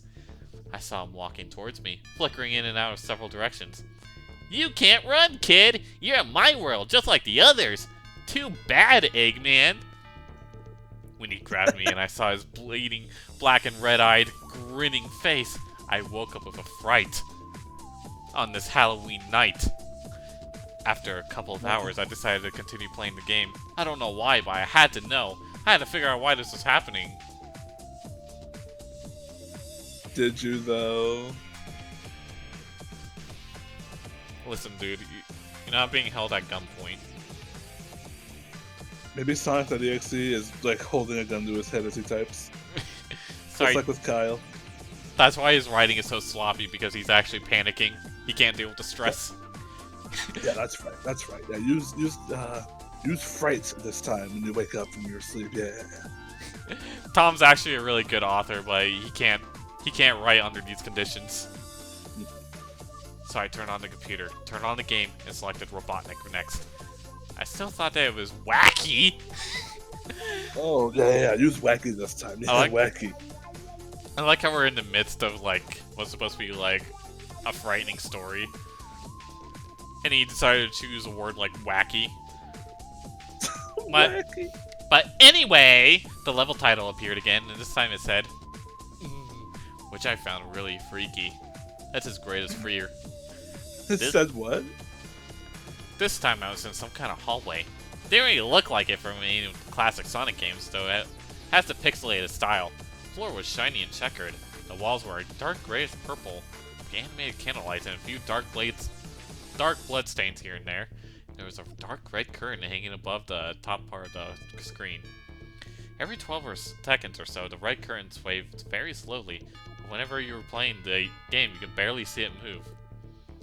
Since this Kyle has 50/20 vision and photogenic memory, I say this isn't very out of character for him. The music was oddly pleasant. A piano playing a rather sad yet peaceful song. But I knew better. Awfully played. This was the song that played in Hill Act 1, only it wasn't in reverse. Okay, so... You heard the reverse music first. And then you heard what it sounded like normally. And you recognized that somehow? Homeboy is a fucking Sonic genius. Not only does he have photogenic memory, but he also has, like, really good hearing. He has, like, a really good musical ear. Then I stopped at a long flight of stairs leading down. Wait, I just skipped a paragraph. This time I was in some kind of hallway. Didn't really look like it. Shut up!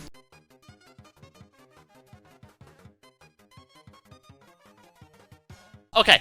Robotnik didn't look entirely nervous like Tails and Knuckles did, but he did have a suspicious look on his face. As if he was just a bit paranoid. Those aren't really synonyms.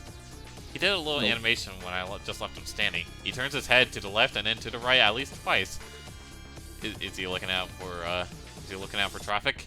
And then shrugs at me, as he has no idea where he was or what was going on. Even though I was scared out of my mind about what was going to happen, I had Robotnik continue forward. He did his usual animation. You know, when you've beaten him at the end of a classic Sonic game and you chase him, as we continued going through the hallway. Then I stopped at a long flight of stairs leading downwards. Now I was nervous. Even Robotnik seemed unsure of himself. I thought he wasn't sure. So I pressed forward. As I led Robotnik down the stairs. His worst nightmare going downstairs. His worst nightmare. Stairs. The fat man. I noticed that the walls have gotten darker and more reddish. The red torches are now an eerie blue. That's not part of the color palette. There's only two colors here, black and red. How dare you introduce blue? Then we landed onto another hallway. This one was longer than the last one. Or at least it felt like it. And then we headed down another flight of stairs down. This one was much longer. It took at least 1 full minute. And then I heard that horrid laugh again. And then the music slowly faded until it was quiet. As it did, the walls turned more dark red and the torches were a black flame now. When Robotnik landed onto the third hallway, I noticed he looked really creeped out. But he tried to hide it. I couldn't blame him, I was scared too. Suddenly, Sonic popped right in front of him. Sonic popped right in front of Robotnik, the same way he did Knuckles and then Red Static.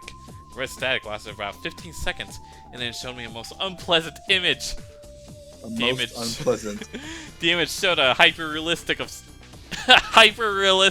Sonic standing in the darkness, where you can only see his face while his head and torso fade into black. When I say hyper-realistic, I mean he looks so real. You can see the... Dude, we were reading this for so long, we listened to the entirety of Mystic Mansion. It looped. Oh my. Casino Park Zone. This isn't spooky. And when I say hyper-realistic, I mean he looks so real. You could actually see the lines in his blue fur, as if you could actually feel the fur if you touch the screen. Sonic doesn't have fur, he has quills. His face. Oh, God! He had the most horrifying smile I've ever seen. That's saying something considering I saw that image at the start of the game. His eyes are wide and black and once again crying blood, which also looked hyper-realistic. And there were two small glowing red dots in those black eyes staring right at me! As it stared in my mind. His grin was wide and demonic. It literally stretched the sides of his face like a Cheshire cat. Except Sonic had fangs. Very sharp fangs. Much like the werewolf's teeth, except even more vicious looking. Somewhat yellowish and from the look of it. He had stains of blood on small bits of flesh on his lips and fangs as if he ate some animal. Sonic really needs to go visit a dentist. Yep. I stared at that gruesome image for a good 30 seconds, never take my eyes off it. I felt as if he was actually looking at me, smiling at me. That face just took 10 seconds for it to etch itself into my brain for good. The one time I wish I didn't have photogenic memory. Then the screen flickered with red static again 3 times, and on the 3rd time I heard the Kafka laugh, except it sounded distorted. Demonic even. He went back to the image again, except this time there was text again, though it was messed up. But it's pretty much one of the most horrifying things that I looked at since I had this game. I am God! I don't know about you, but I just fucking shat my pants. I'm God. Hey guys, I'm evil. Oh, God. God has a persona. I don't know what's worse. It was when I read that message while looking at Sonic when it hit me. I realized right then and there. Right there and then, I mean, this Sonic was a monster. A pure evil, sadistic, all-powerful, nightmarish, demented, adjective monster in all of his victims, including Tails, Knuckles, Robotnik, possibly Kyle, or just his little toys. And the game is the very gateway into his chaotic, nightmarish world and the very hell his victims are trapped in. It's one hell of a conclusion he reached to. God, dude. Suddenly, in an actual split second, I screamed as Sonic lunged at the screen, screeching loudly with his mouth wide open to an unnatural length, revealing nothing but a literally spiraling abyss of pure darkness. Before the red static came again, this time much louder and distorted. So loud I hurt my ears. I yelled and grabbed my ears as the red static screeched for a good 7 seconds. You know, you gotta keep track. Yeah, he has to keep track of everything. Then it stopped and showed nothing but black screen. As I sat there staring at the black screen, one last text came up. Ready for round 2, Tom? No. The Kafka laugh, now sounding more clear as if Sonic was right behind me, played again 3 times. And I looked at that text in shock and confusion. Then I got booted back to the main menu, and this time the third save file had a TV image of Robotnik, in the same tormented state as Tails and Knuckles. Robotnik's skin turned dull gray, his mustache drooped, and it had blackened. His glasses broke and blood is coming from them, and he had a mere dead-like expression on his face. I looked at Tails, Knuckles, and Robotnik, and I cried a bit. I pitied them for the agony they're going through. They were forever trapped within the game, forever tormented by that horrid fake hedgehog, and always will be. You stupid bitch. Then the computer shut itself off. I couldn't turn it back on no matter what I did. Fuck, not all my furry Sonic porn. I sat there for maybe 25 seconds, horrified by what just happened. Sonic is the very embodiment of evil. He tortures people who play. Sonic is a very embodiment of evil.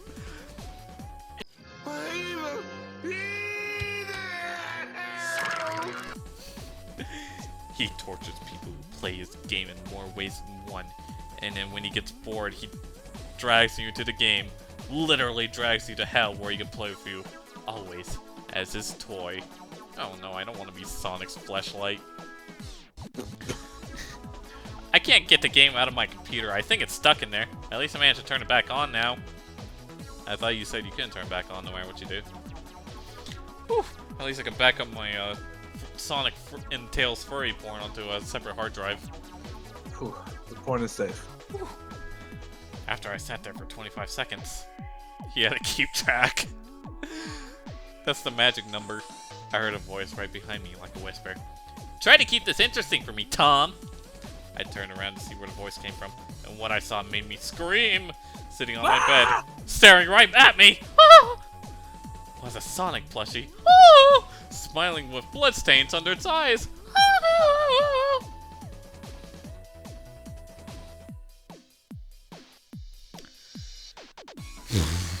That's the biggest load of dog shit. Honestly, I don't know what else to say. Like, what the fuck hasn't already been said about this? Just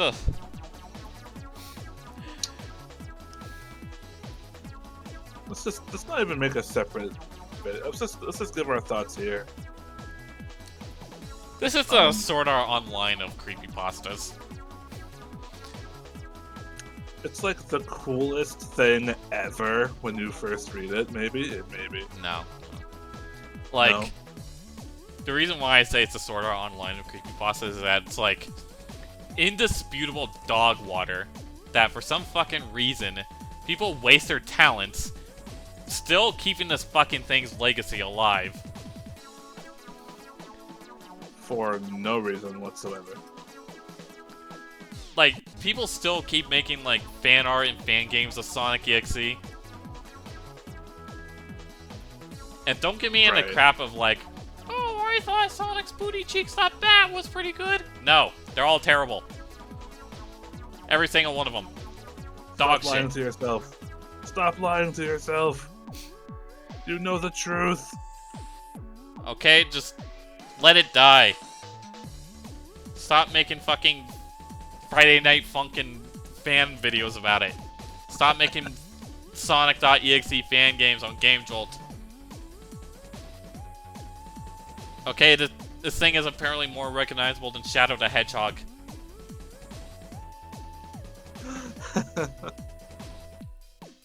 It's so true. Yeah, I don't have much else to say about it.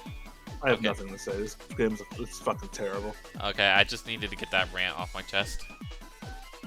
I have nothing rant-worthy to say. It's just terrible. I don't like it.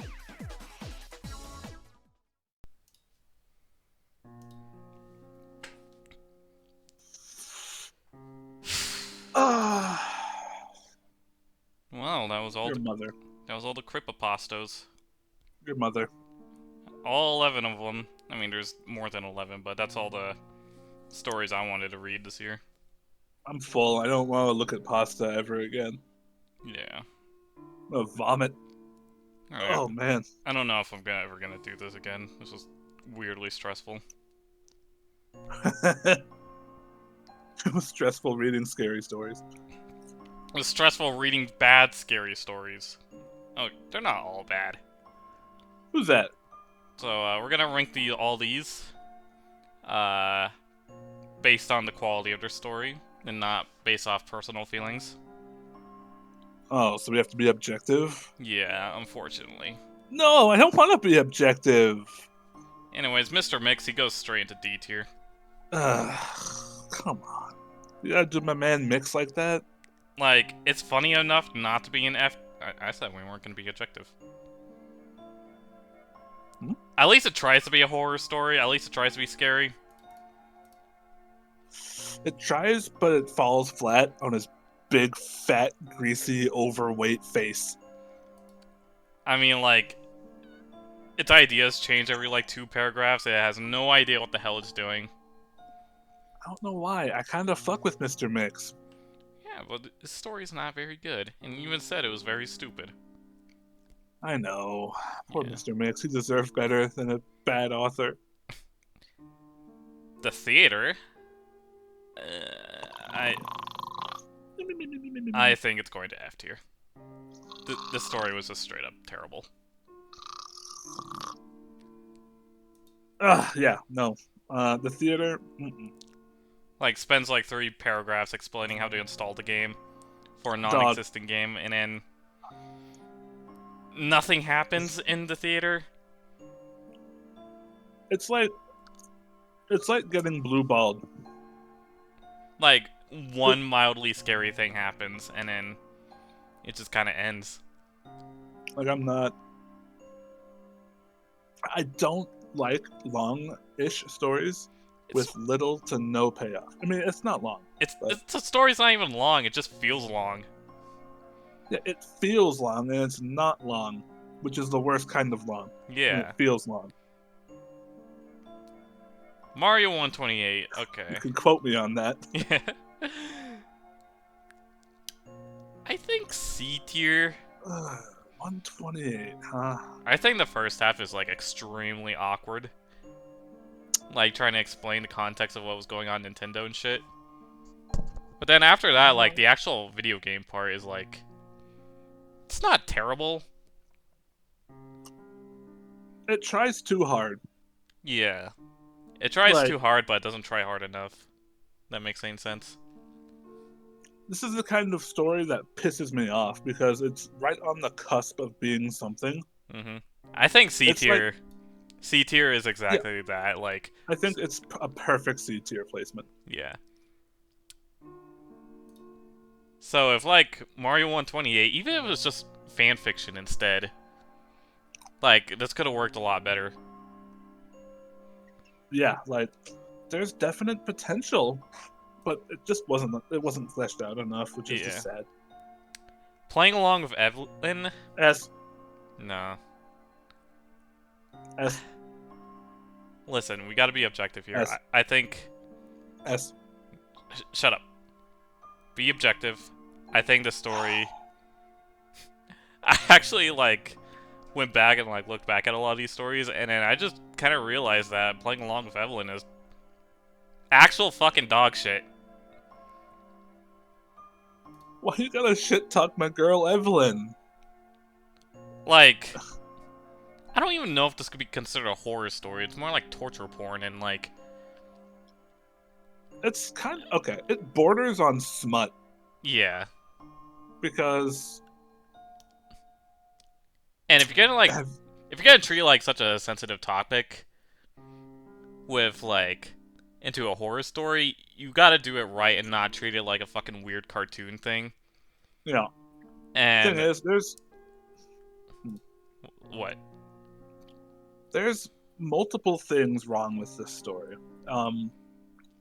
It tries to tackle a heavy subject, and it kind of makes light of it a lot, which is bad. It borders... It's like... It's uncomfortable.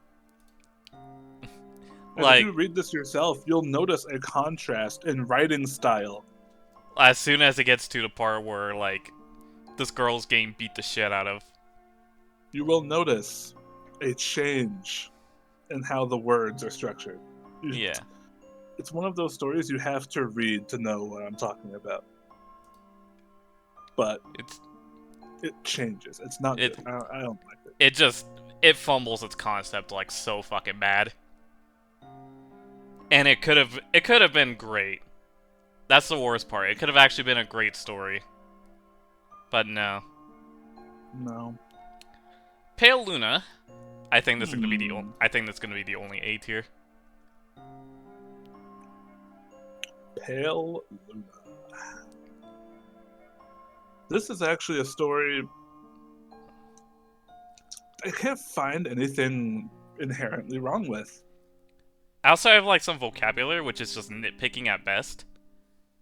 This is, like, the only story out of all these I'd say, yeah, this is actually, like, a good fucking story. Like, yeah, if you told me this was, like, a thing that actually happened back then, I would have been like, yeah, I believe it. Yeah, because unlike most of the stories here, it's based on things that can and have happened. Like, shit like this has happened before. And there's also, like, actual proper build-up. There's a proper tone. There's a proper plot twist and payoff. It's not too long. It doesn't give you any, like, more superfluous details. It's not the most mind-blowing story in the world, but it does its job very well.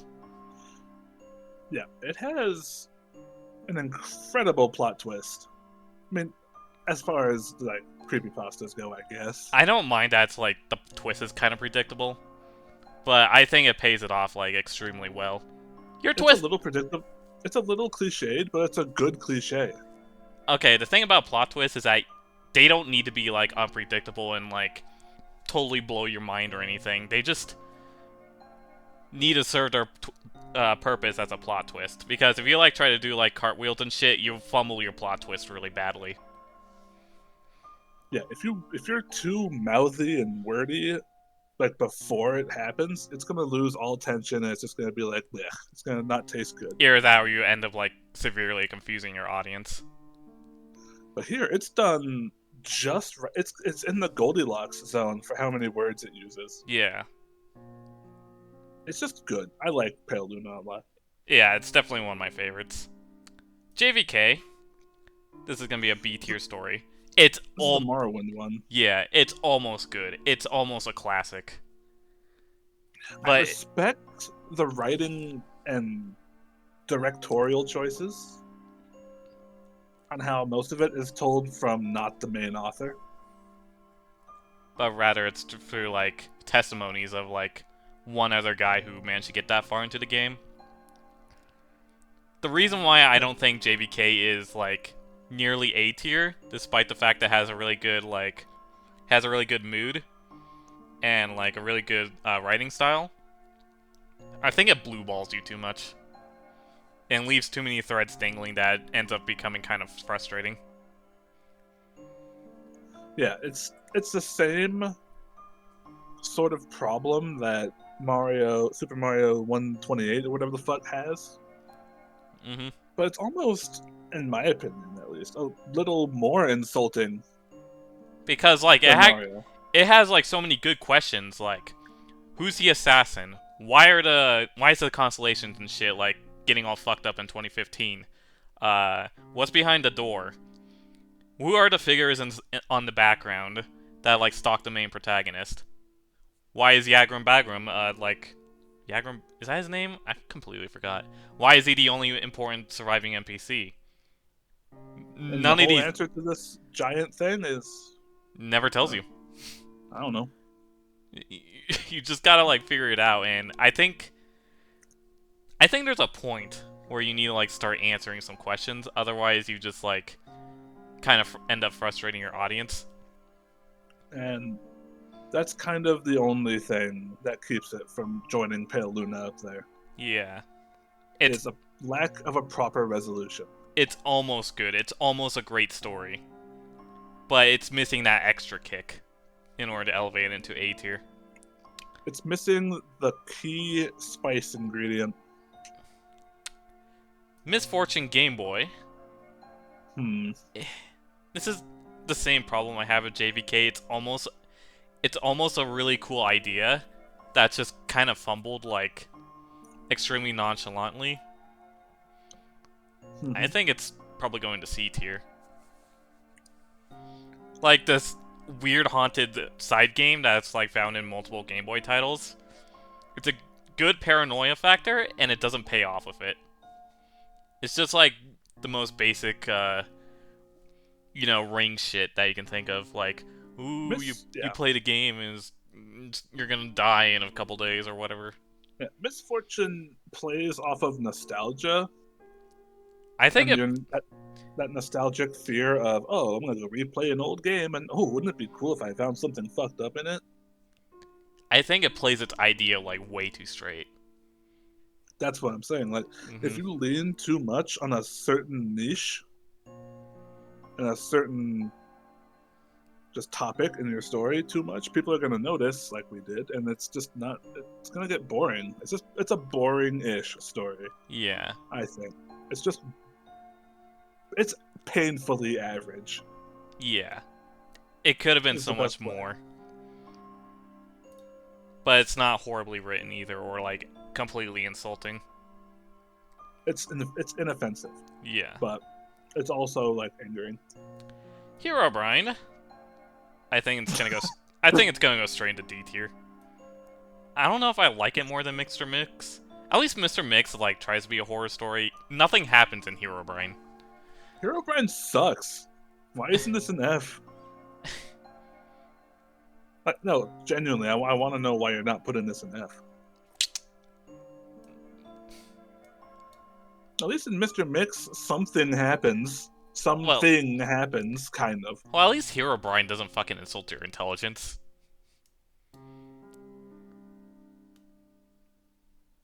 There isn't a beginning, middle, or an end with Herobrine. You don't even get a proper... You don't get any resolution.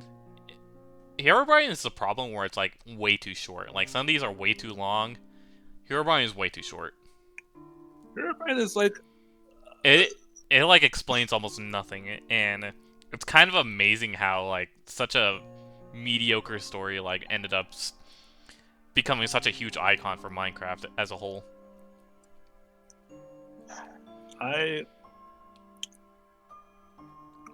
You can be the first Minecraft creepypasta with some notoriety to it, but it's not going to excuse you from being a genuinely unliked and just not very interesting story at all, especially when your entire run length is like a fucking school assignment. I mean, I don't want F tier to get too crowded. Nothing. I mean, you're being objective, right? Yeah, but like, I don't think Herobrine is as... Okay, it's not as scary as Mr. Mix, quote-unquote scary, but it's also not as like insulting as playing along with Evelyn or the theater. So I think it'll fit into D tier. Like, bottom of D tier. I personally think it wastes your time, but we can go on. Yeah. Toter's Maze, I think B tier. It's a long one. Yeah. It's like one of the longer ones, I think. I think this is probably the longest story we've read. Who the fuck is Toter, and why should I give a shit? Toter's Maze, again, this is the problem with B tier. Like, it's on the cusp of being a genuinely great story, but there's like one or two things that like it completely fumbles. Yeah, it has pieces of greatness. I think the descriptions are really great, and like how the main character feels when like, you know, that whole build-up of like the game like becoming more and more fucked up, and the revelation that it's actually killing people in real life, like used as like a sort of vessel of murder. Yeah, and it's also in that same category of JVK, where most of it isn't really told from the protagonist, which I do like. I think two huge things about it is the beginning, which I think should have been like trimmed down quite a lot, and the ending fucking sucks. You don't like the ending? No, I don't like the main character becoming a victim of the final level and then getting killed. Because then, like, who the hell wrote this? If this was written in third person, maybe it would have worked. But I think the ending is so goddamn lame, it brings the whole story down. The ending, I mean, if your ending sucks, then that's probably grounds for like an entire grade. Yeah. In my opinion, if your fucking story sucks that much. I mean, ending sucks that much. Should it even be B? I still think it's B tier. Like, if some like things were fixed up, if the pacing was a little better, this could have been A tier. But for now, it's stuck in B tier. It could have been closer to A tier than even JVK, but it falls so short, and like it stubs its toe and it trips over itself. It's not a very fun time. Yeah. Lost Silver. This one I have a very complicated relationship with. Lost Silver. Like, the definition of kinda boring. Like, it's extremely aimless, but I think, like, the imagery could be kind of cool.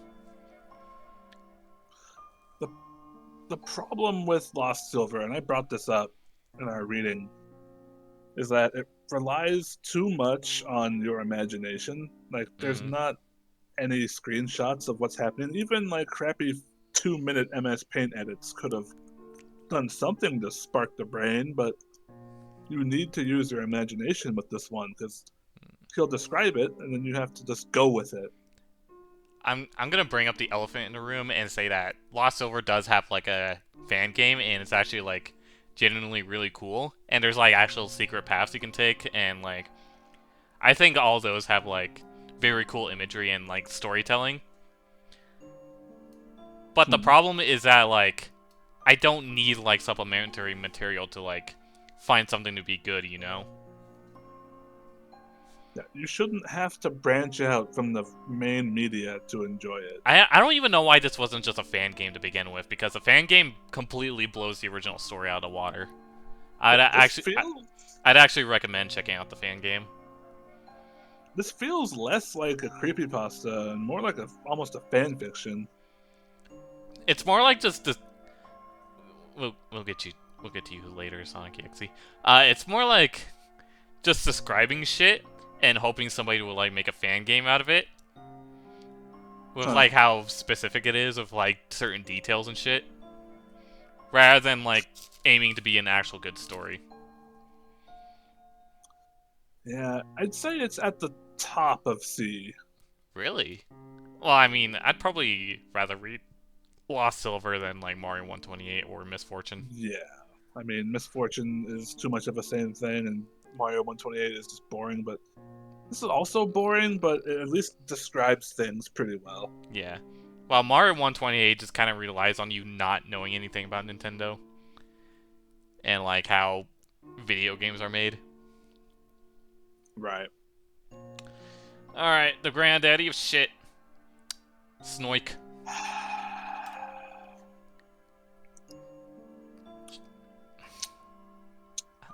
Does anything else even need to be said? I think we made our point clear during the reading. Like, this shit is just fucking incomprehensible garbage. I don't even know why it's still alive or, like, how it gained such a notoriety. You could run this story sequence through, like, some calculator AI and it would crash.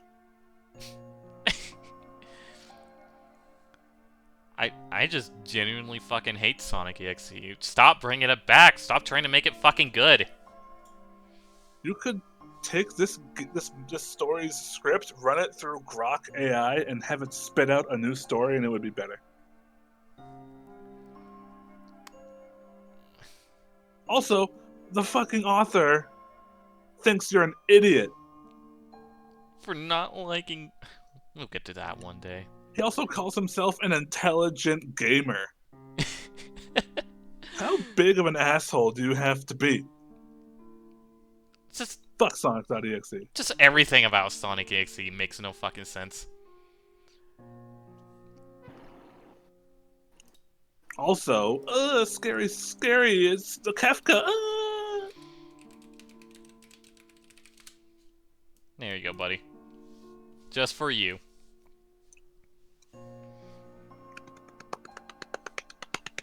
Yay! Alright. Well, thank you for coming to my AMA. We'll see you guys. I don't know, later. Maybe I'll figure something out.